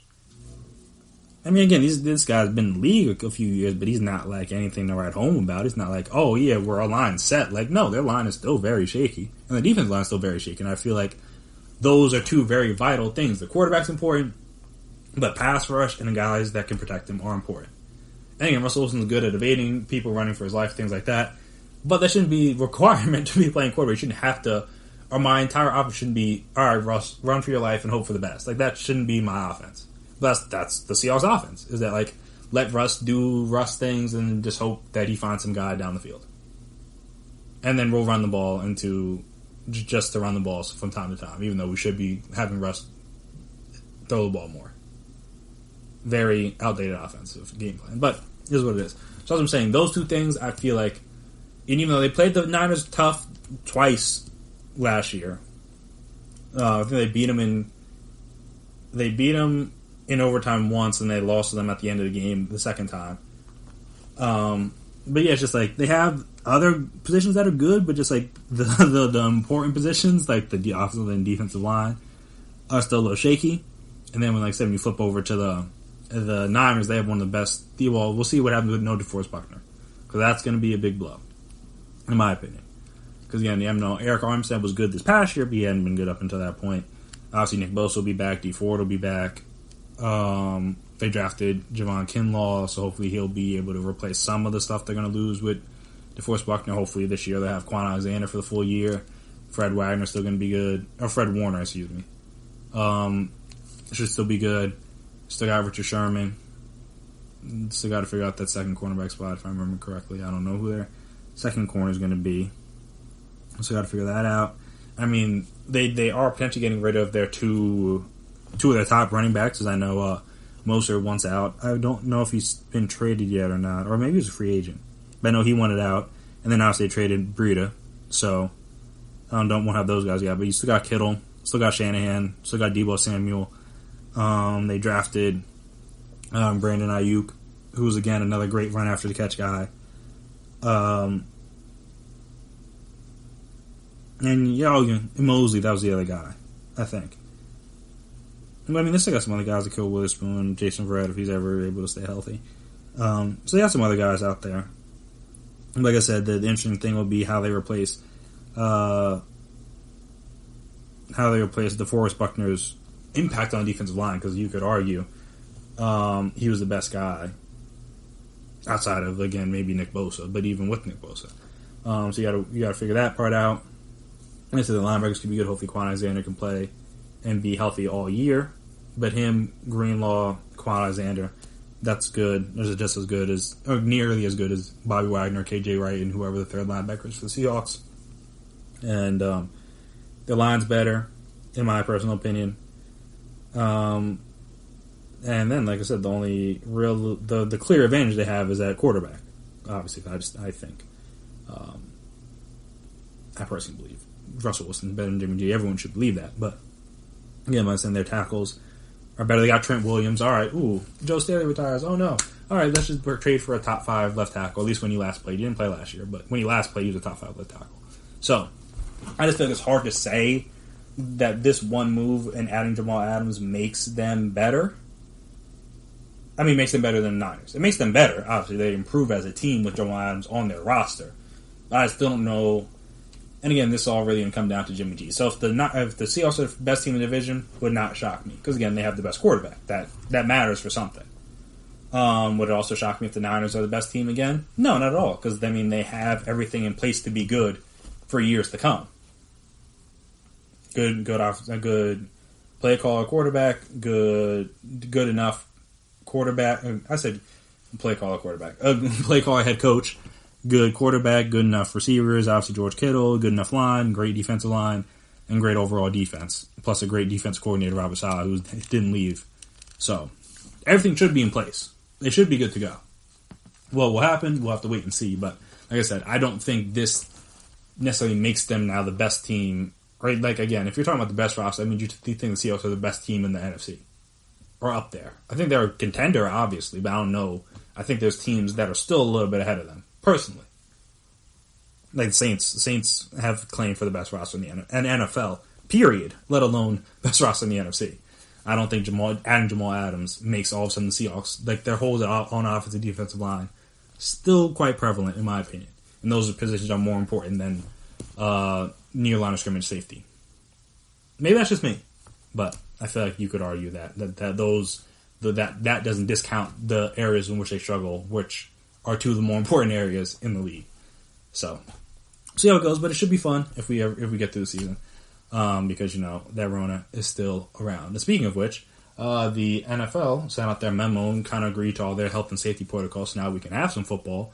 So that's good because there was a chance that training camp wasn't going to get started on time, and that would have been a disaster. But at least it's going to get started. So talk about the little memos, talk about the little health and safety protocols, things that the players can and can't do once the season starts back up in terms of health-wise and safety-wise for everybody involved, and all that fun stuff. So we'll discuss that after the break. Stay right there.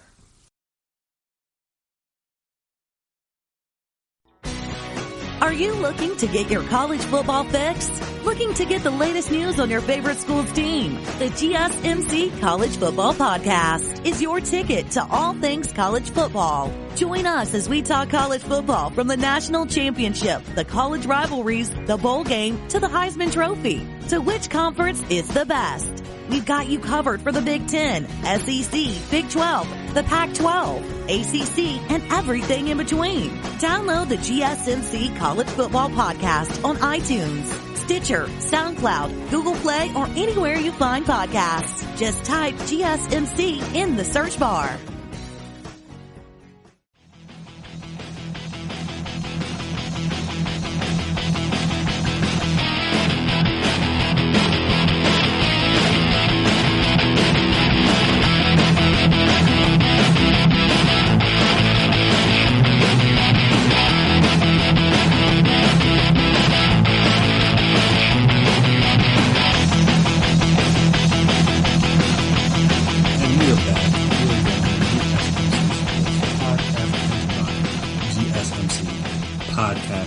So, this came from Dan Graziano late Sunday night, but a memo has been sent out by the NFLPA to agents this weekend, a copy of which was obtained by ESPN, which outlines several rules governing player contracts, opt-out provisions, and the contractual consequences of a canceled season.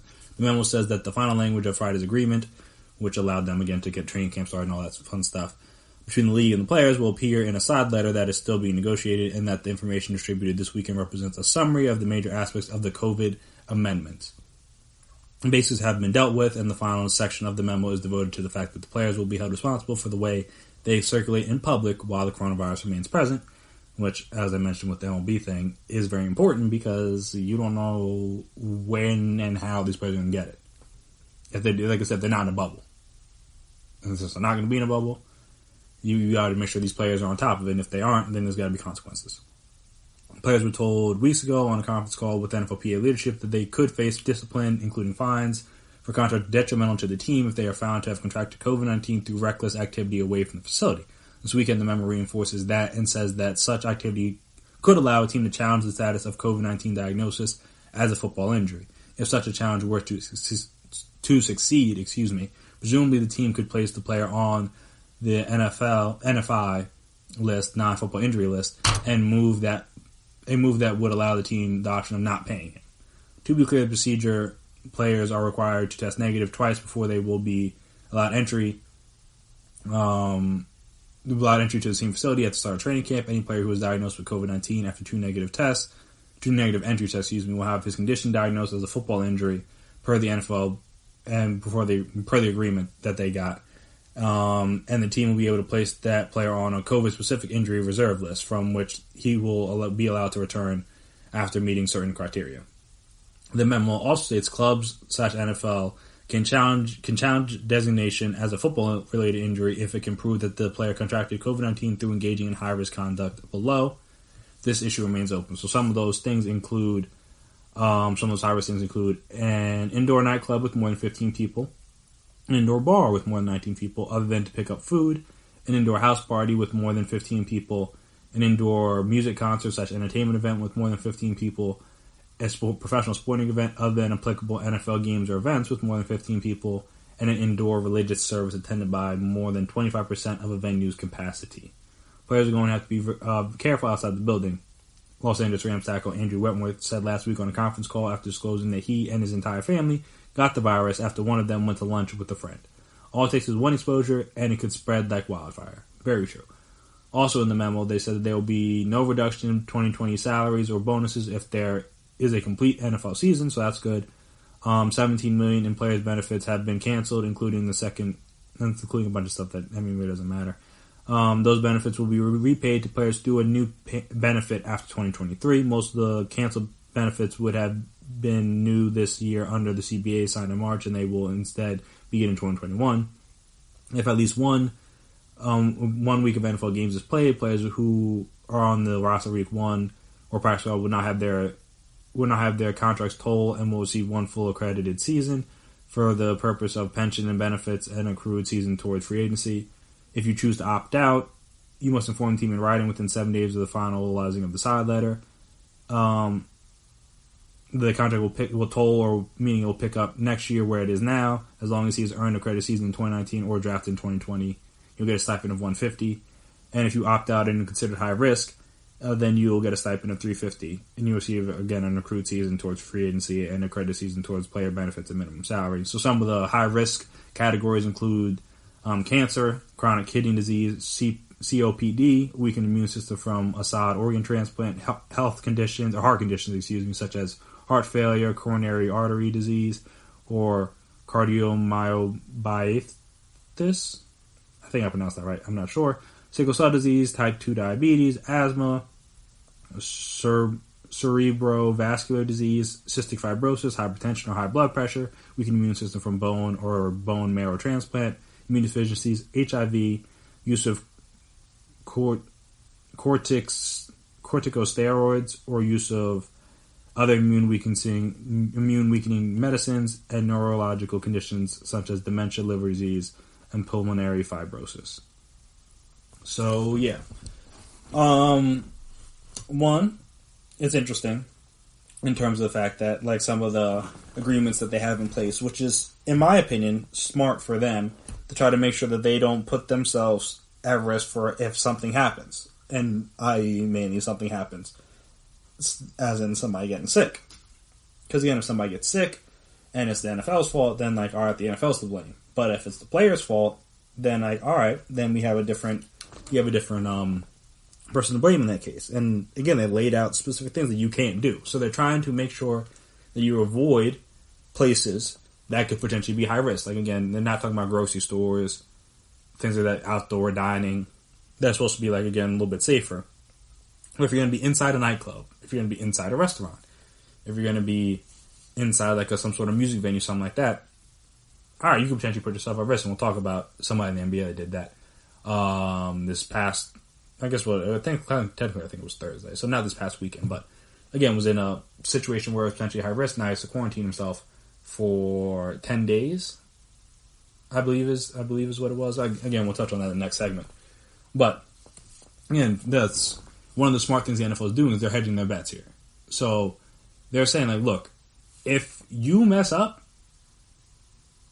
then you messed up, and then we can fine you or discipline you or do whatever we see fit if it's on you. Because, again, if something happens on the field and like you get it at a training facility or you get it like playing in a game, something like that, all right, that's one thing.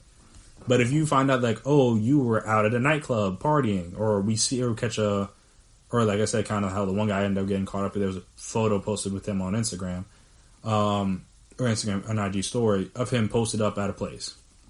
Like, all right, we see some of that. All right, now you could be out of here, at least in terms of your money. And like I said, that's a smart thing to do from the NFL's perspective, because you gotta know if you're gonna have if you're gonna have a non-bubble season and everything's gonna be open, people are gonna be traveling, doing all that stuff. You know the chance that brothers could catch it in their home city. You know it's a possibility. You don't want it to happen. You hope it doesn't happen, but you know it's possible. And all right, in that case, you need to hedge yourself against it. What happens if they catch it outside of something that we sanction or something that we conducted? If it's on their own, and again, if it's them doing something foolish, like I said, putting themselves in a high risk situation, and that shouldn't fall back on the team. And I get that. Like, again, I don't know if it should go as far as they should lose all their money. But at the same time, now, like I said, that's the thing with this disease. Instead of just putting one person at risk, yourself, you're putting your family, you're putting your teammates, you're putting your coaches, you're putting their families, their friends, everybody. You're putting a lot of people at risk potentially because you wanted to be selfish. And all right, so then there should be consequences for that. Like, I completely agree with the NFL in that regard. And again, I haven't agreed with a lot of things the NFL has done in terms of the COVID, but this is one of them. I'm like, all right, if somebody's doing something outrageous and it's going to be potentially be harmful to the rest of the team, then there should be some sort of discipline for that. I get that. Like, that seems only reasonable, in my opinion. Like I said, I don't think that'll be a big issue, or hopefully it's not a big issue.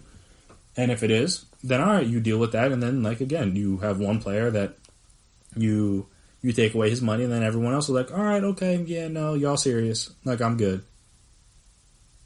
That's all it's going to take is one person to find out, like, oh, you are here. And again, it'll have to be dependent on the person, because if it's like a starting quarterback or something, which would be dumb. But if it were, all right, I don't know if they're going to take away, like, Tom Brady's money. But they at least going to have to fine him. Like, you can't just, like, let him do that and then just, like, it be cool. And then, like, what's the point of having rules? And again, everyone's, like, in life, certain people are treated or held to certain standards that others aren't, which is fair. I mean, I don't say fair, but it's understandable. That's just how the society works. But at the same time, you can't just, like, have him do something reckless and then, not to say he's going to, but just if he did, and you just be like, it is what it is. But I think along with that, they're going to have to get, like, obviously if you're in those scenarios, you have to get, like, a couple of negative tests within a certain time frame, stuff like that. But even as we talk about in the MLB segment, even with that, that doesn't mean you don't have it. Like, again, it could take anywhere from, I think, like I said, the incubation is like 3 to 14 days. So you could come in contact with it and not test positive, not have symptoms until like day 6 or 7. Now you've been around the team for a couple days, even though you tested negative early on. So again, it's a risk to even have the season. But again, if they're going to have the season, they got to make sure that, like, look, we're not just going to, you guys just can't be out here doing whatever. Because, you know, a lot of people, a lot of brothers, you know, they like to go to the club, they like to hang out, they like to do certain things, they like to go to parties or different things, like on their bye weeks, things like that. Like, you can't be having that now. You just can't. Now you're just putting everybody at risk to potentially get that Rona. And like I mentioned with, like I said, the baseball pitcher, like, that doesn't, just because you're fine, quote unquote, it doesn't mean everything's working as it should be. And like I said, the last thing you want is somebody to end up dying on the field. And like I said, if you got people out there being reckless, there's a chance. You're chancing it. So go in the NFL for at least putting that in place. And again, good for them. I don't know how the stipend thing works, because like the 150 or the 350, like, that's not anywhere near what these players are supposed to be making. So like the credit season and all that stuff and benefits and stuff, like, that's cool, but like if I opt out and I only get 150, like, that's not enough. Like, these brothers making millions of dollars. What's 150 going to do for me?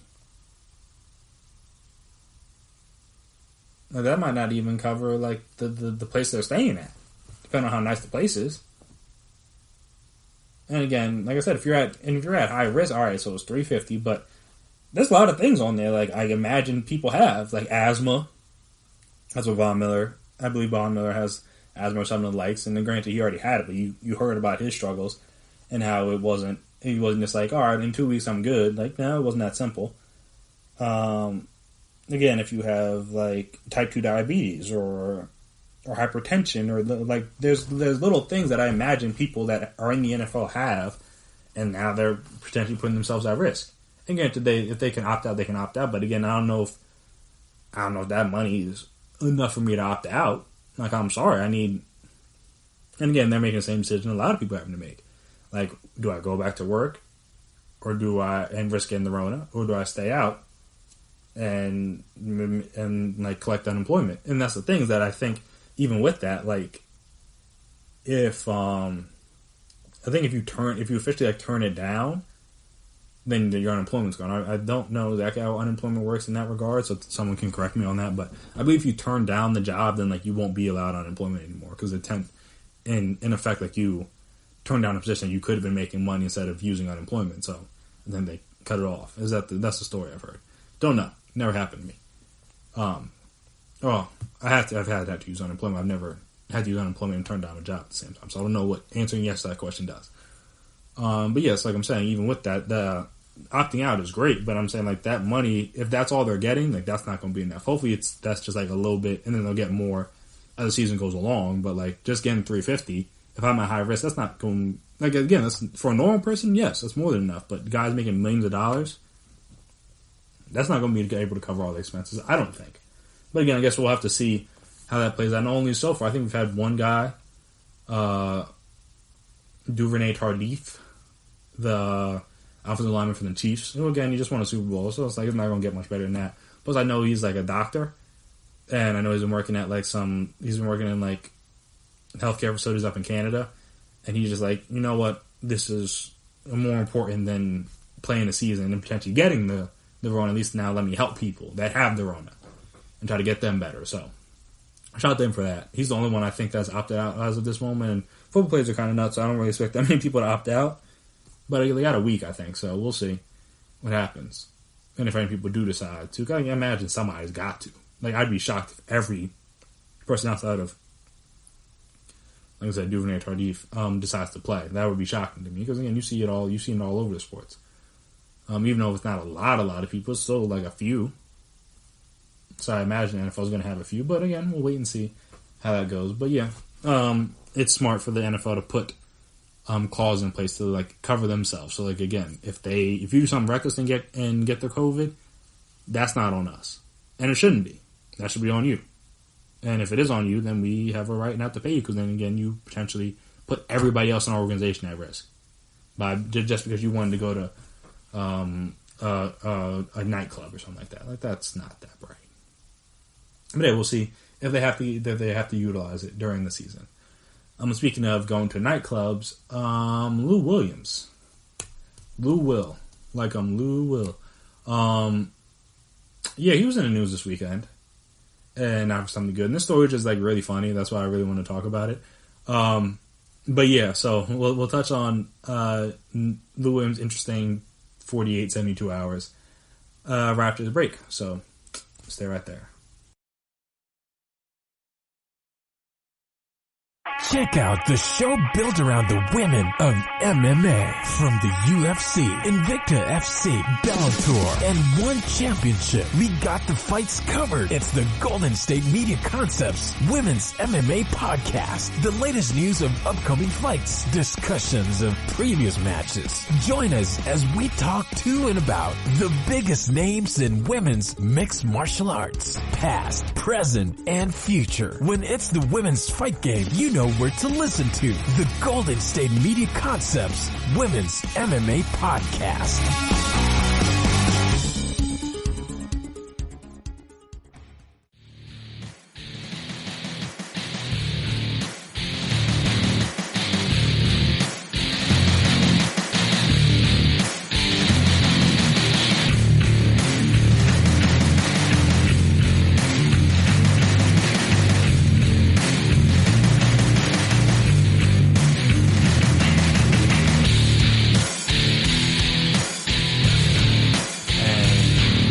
are back here again on the GSMC Sports Podcast, presented by GSMC Podcast Network. So, my guy Lou Will is making all sorts of bad decisions. So, this is from Bobby. Well, this is from Ramona Shelburne. She tweeted out this thread, but comes from Bobby Marks supposedly.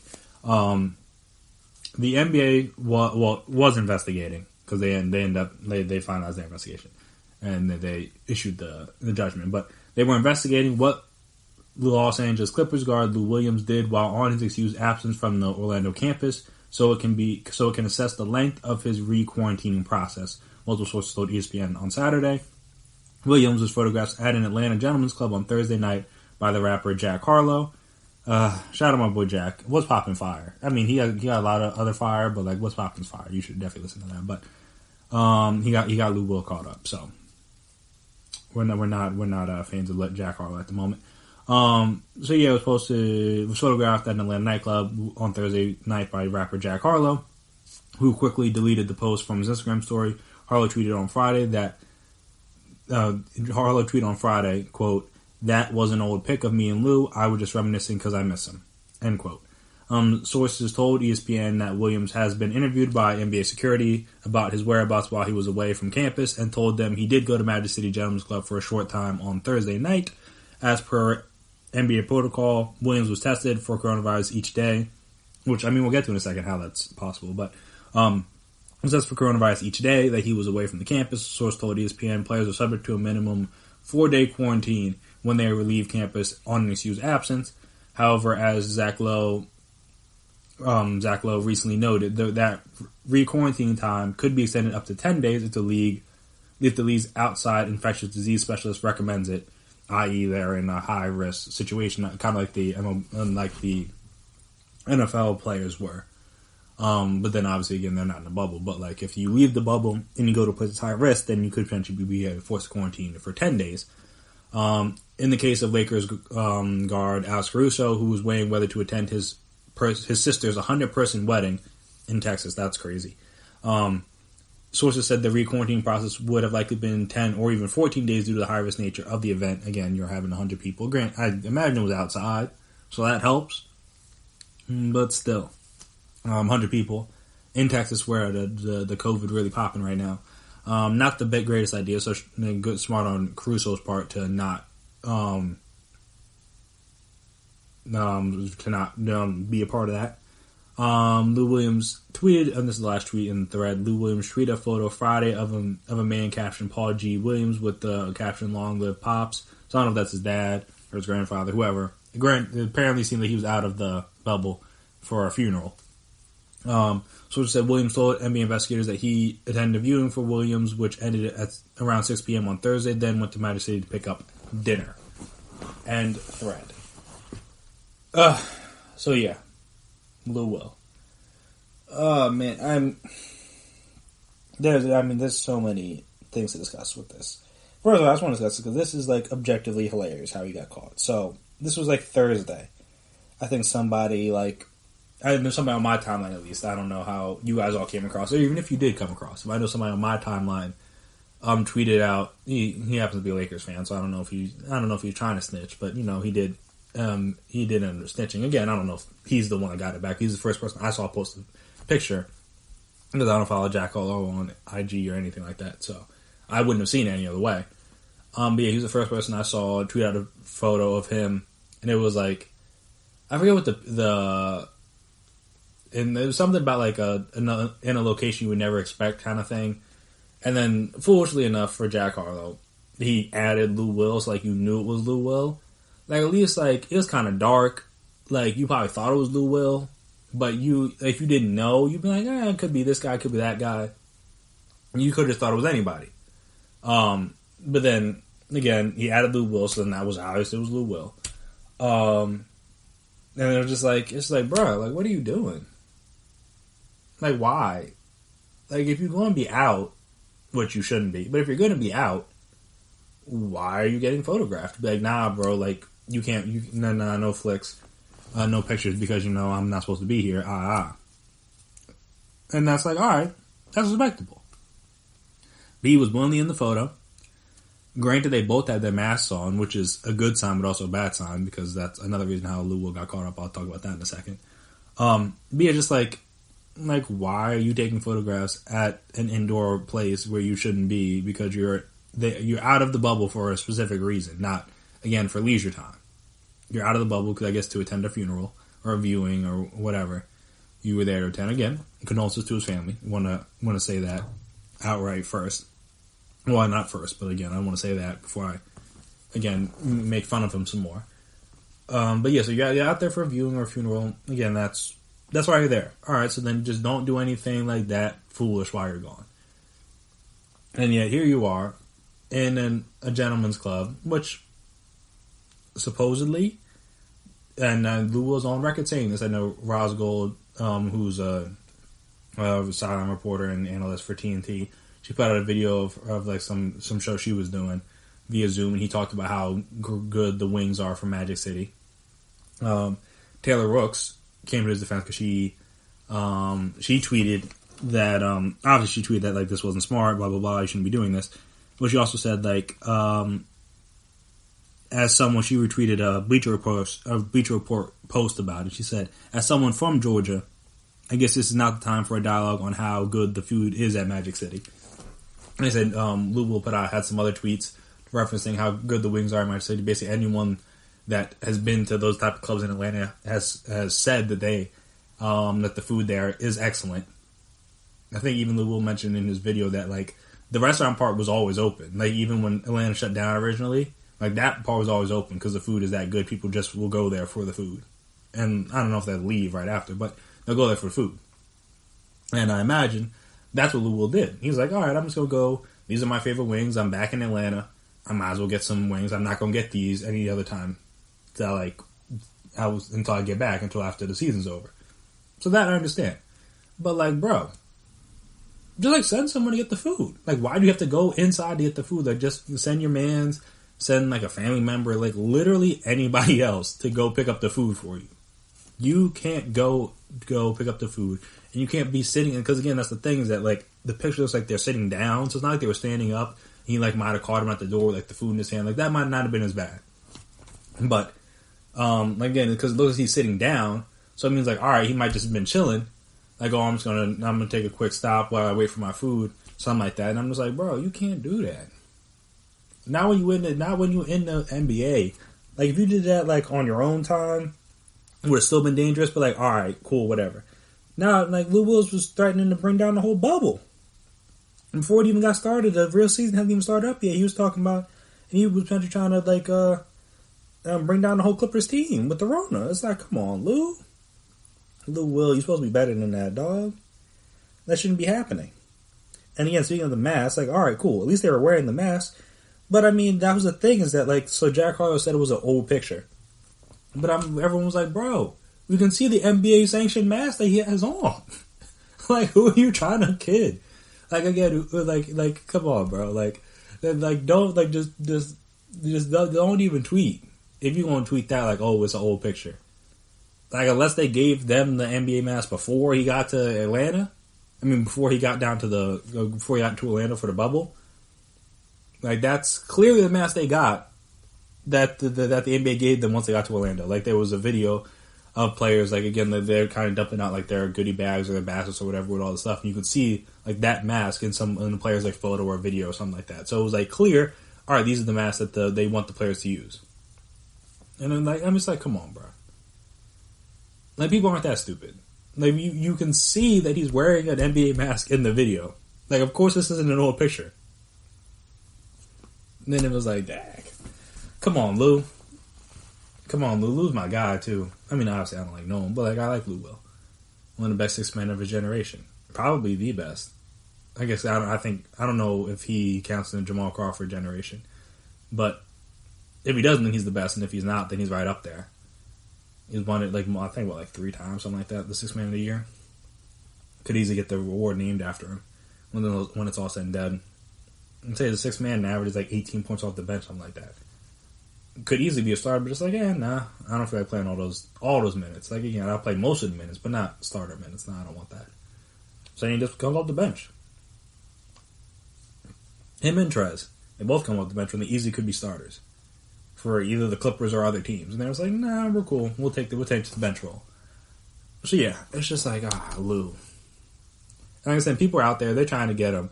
And I mean, I understandably so, man, it's just mainly, it's just fans on like Twitter. But it's saying like he should get banned, like all this other stuff. And I'm like, well, I think it's a little harsh. Like I get it. Like you can't be risking that. Like you potentially compromise the integrity of the bubble by doing that. Even if you weren't photographed, like that's still like not that bright. And I think just because he's like, all right, I'm back in Atlanta, let me just stop by Magic City real quick and let's say what's up to my people, and then I'll be out. That's what I think happened. I don't know, but I think that's what happened. Is that he was like, all right, I'm gonna go in, like say what's up to my people since I'm back here, and then I'm gonna be out. But it's like, bro, you got to remember, like you're not even supposed to be out here. Like you got an excused absence. Like they could have been like, nah. Like don't do that. But you got de-excused. All right, cool. So then just like be safe, and then head on back.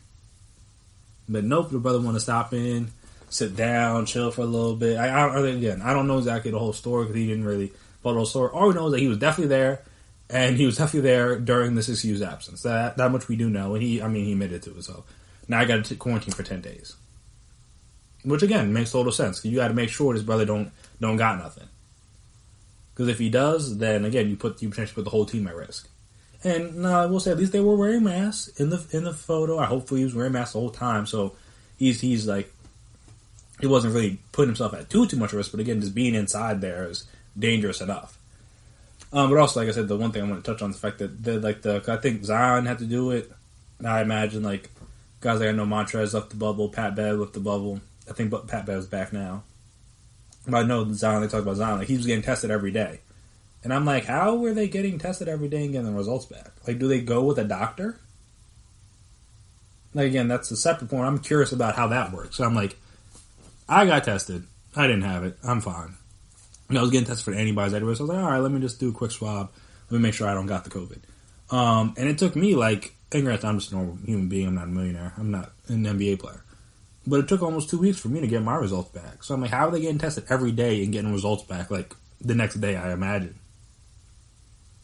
When they're back in these hometowns where, again, it's not like, not everybody has like all the doctors and all the facilities and stuff like that the bubble has. So I'm curious on how they're doing that. Again, normal people can't get that, which again is the craziest thing about these sports being done is that like, and they're not necessarily taking tests away from NBA players, but it's like clear that like, all right, when we want to, like we can find ways to get this stuff done quicker. But then for the regular people, they just like, you'll be all right. Like if I did have the Rona, I would have been. I mean, I didn't really go anywhere, luckily, but like I was just around like my family and stuff. Like they could have all got the Rona, and no one would have known for 2 weeks, and then they would have to go get tested again. No, we'll actually go get tested for the first time, I should say.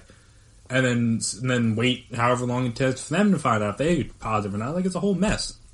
And by the time I get my results and then negative results back, I could already have contracted it since then. And like, all right, I get the test results back, I'm negative. But like, I was negative. That just means I'm negative 2 weeks ago. That's the thing about the test. You're negative when you take the test. That doesn't mean you're not negative after you leave the test. That doesn't mean you're not negative. That doesn't mean you're negative the next day, the next week. Like, you're just negative whenever you took the specific test that day. It's not like, all right, you're negative, like you're good, like you can go about life. Like, no. So I just thought that was interesting, like how they're able to do that every day. I'm like, unless a doctor is going with them, like who's testing them every day? I'm very curious about that. But that is what it is. But yeah, no, Lou Will. That was the jokes on Twitter on Saturday, and even like kind of Thursday too, when this first news kind of broke unofficially. They're like, yo, like Lou Will wildin'. Bro, like Lou was bugging, but it was just funny. It's just funny. He tried to bring down the bubble all by himself. Luckily, he was. I guess I want to say luckily because they found out, they got him. They're going to quarantine him, and that's good on the NBA's part for making sure that they're like, look, we trying to get this thing going, bro. You can't shut it down before you even get started. Like I said. So they're going to have him quarantined, like I said, for 10 days. Now, that's what I was curious when Zion left and guys left, is like, how seriously are they going to take like these quarantine periods post when they get back? But again, if you're taking tests every day, then, all right, in theory, you should be fine once you get back. Then you just want to make sure, so you have them quarantined for 4 days. And then if they're in a high-risk situation, like, again, Alex Caruso, if you would went to that wedding, or in this case where, again, Lou Will goes to an adult establishment. All right, you have a longer period, just in case. That's smart. So, again, good on the NBA. They seem to have everything in place to try to get it to work. So, hopefully it does. But just, like, if you're going to leave, just don't go to the club. That's all I'm saying. I understand the food's fire. I understand you want to get some wings. Cool. Have someone get the wings for you. Just don't go get the wings. That's it. I imagine there's someone you're with, some security, some friend, whoever, that can pick up the wings from Magic City for you. Just don't do it. Again, if you don't leave the bubble, act like you're still in the bubble. And be cautious. Don't just be like, all right, I'm out the bubble. Like, I can do whatever I want to do. Like, no. Because then again, you potentially put everybody at risk. So, I mean, well, we'll see. I think they missed the first 2 games. So I think they were supposed to play the Lakers on Thursday. I believe the Clippers were supposed to play the Lakers, so they won't be there for that game and whatever the second game was. So we'll see what happens when he's back. But also, I guess that got to be an added bonus for the Lakers to not have Lou Will out there, though he was kind of a person they could exploit on the defensive end. But offensively, again, that makes them, the Clippers, worse. So you give some, you take. Also, whenever I'm next down in Atlanta, sometime in 2021, because I'm not going down to Georgia anytime soon, because the fact that the governor's suing the mayor about this stuff is a complete mess. Whenever I'm down the next, I'm going to have to try out the strip clubs for one of these adult establishments, because I went to one when I was, like, years ago.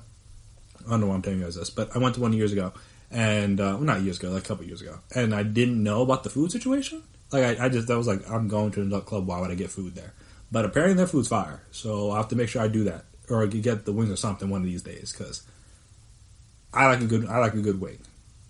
I imagine a lot of you out there like a good wing. So if you've been to one of these places and it is very that fire, let me know. And let me know which one I should hit. Because I know they got a couple, Blue Flame, Follies, Onyx, Magic City. Like, they got a couple. Apparently Magic City is the best, but I mean, I might not have Magic City money. You see what I'm saying? Like, if rappers and athletes are going there, that's not my demographic. I need the regular people one. Imagine the food will be regular people good. It's all the same. It's in Atlanta. Like, they got good food. I got good wings. I went to J.R. Crickets. Like, the wings were very good. So I imagine, again, if they can get it there, they can get it in this other establishment. But, again, I have to keep that in mind, the Lou Williams story in mind, if I'm ever down there again. Not one of these establishments. Make sure I get the wings. Or any food. I imagine, again, if the wings are good, then that means something else on the menu is good, too. I don't think they only have good wings. But that is neither here, nor is it there. And that'll end. Oh, well, that'll be the end for me here today on the GSMC Sports Podcast, presented by GSMC Podcast Network. I want to thank you guys, as always, for listening. If you haven't already, subscribe to the podcast. Make sure you never miss an episode. If you like what you hear today, like what you've heard on past episodes, it'll help make sure you never miss it, like I said. Make sure you're always on top of when we drop our latest stuff. Also, if you could please as well give us a 5-star rating, write us a nice review wherever you listen to your podcast. It'd be very appreciated, very helpful. Again, let us see what you guys like, if you guys dislike, the ways you can improve, all that fun stuff. And also, if you're on social media, we're on social media. You can find us there, Twitter, Instagram, Facebook. We can talk, we can chat, we can debate, we can discuss. You can tell me if you think the Jamal Adams trade puts the Seahawks over the top in the NFC West, or in the NFC in general. Tell me who you think won or lost the trade. You can, I mean, like I said, sports is starting back up now, so we can just talk about anything. Talk about the MLB opening weekend, teams you think look good, players you think look good. And for training camps getting ready to start back up, I think this week. Talk about that. Talk about Tibbs. You think, is it a good move? Is it a bad move? Is it going to work out? All that stuff. And also, again, if you've been to one of these adult establishments in Atlanta and the food's fire, let me know. Because, like I said, I want to make a note. So if I'm down there again, I make sure I get the food this time. Because, like I said, I didn't the last time, and that might have been my mistake. But now, again, don't make the same mistake twice. I know now. So, again, if y'all want to talk about that, I'm more than willing to talk about that as well before I get out of here. As always, I want to shout out the essential workers. So, EMTs, doctors, nurses, firefighters, delivery drivers, postal workers, especially because I know they're trying to do some funny stuff with the postal service now, right before the election. I'm hip. But shout out to them. I know that's kind of been a mess recently. Other delivery drivers, like you can Amazon, FedEx, UPS, all those places that got to deliver packages now because everyone wants to order stuff and not go to stores because it may or may not be safe. Who else? Just delivery drivers who do like deliver food or whatever. Anybody that's been deemed essential during this pandemic, or grocery store workers, retail workers, Like I said, everybody's been deemed essential during this pandemic. Shout out to you, because again, I know you've been dealing with a lot, whether on a personal or a work level, and I know it's been a lot, but again, you guys are doing the work that a lot of people wouldn't be willing to do. So shout out to you guys for that, and helping make sure that we stay safe, and the rest of us stay safe, I guess I should say. And it's a shame that you guys got to deal with some stuff you got to deal with, but hopefully eventually people will realize that, like, wearing a mask is not all that hard. I promise you can breathe. But yeah, so, and also again, if you're going to places now that are starting to open up, you're going to outside bars or restaurant stuff, tip your workers, tip the bartenders, waiters, waitresses, whoever you're dealing with. Tip your Uber driver, delivery driver, whoever. Because again, if you can, again, I'm not gonna count people's pockets. I don't know what everyone's financial situation is at this moment, but if you can afford to do it. It'll help make somebody else's day that much better. But I'll do it for me here today.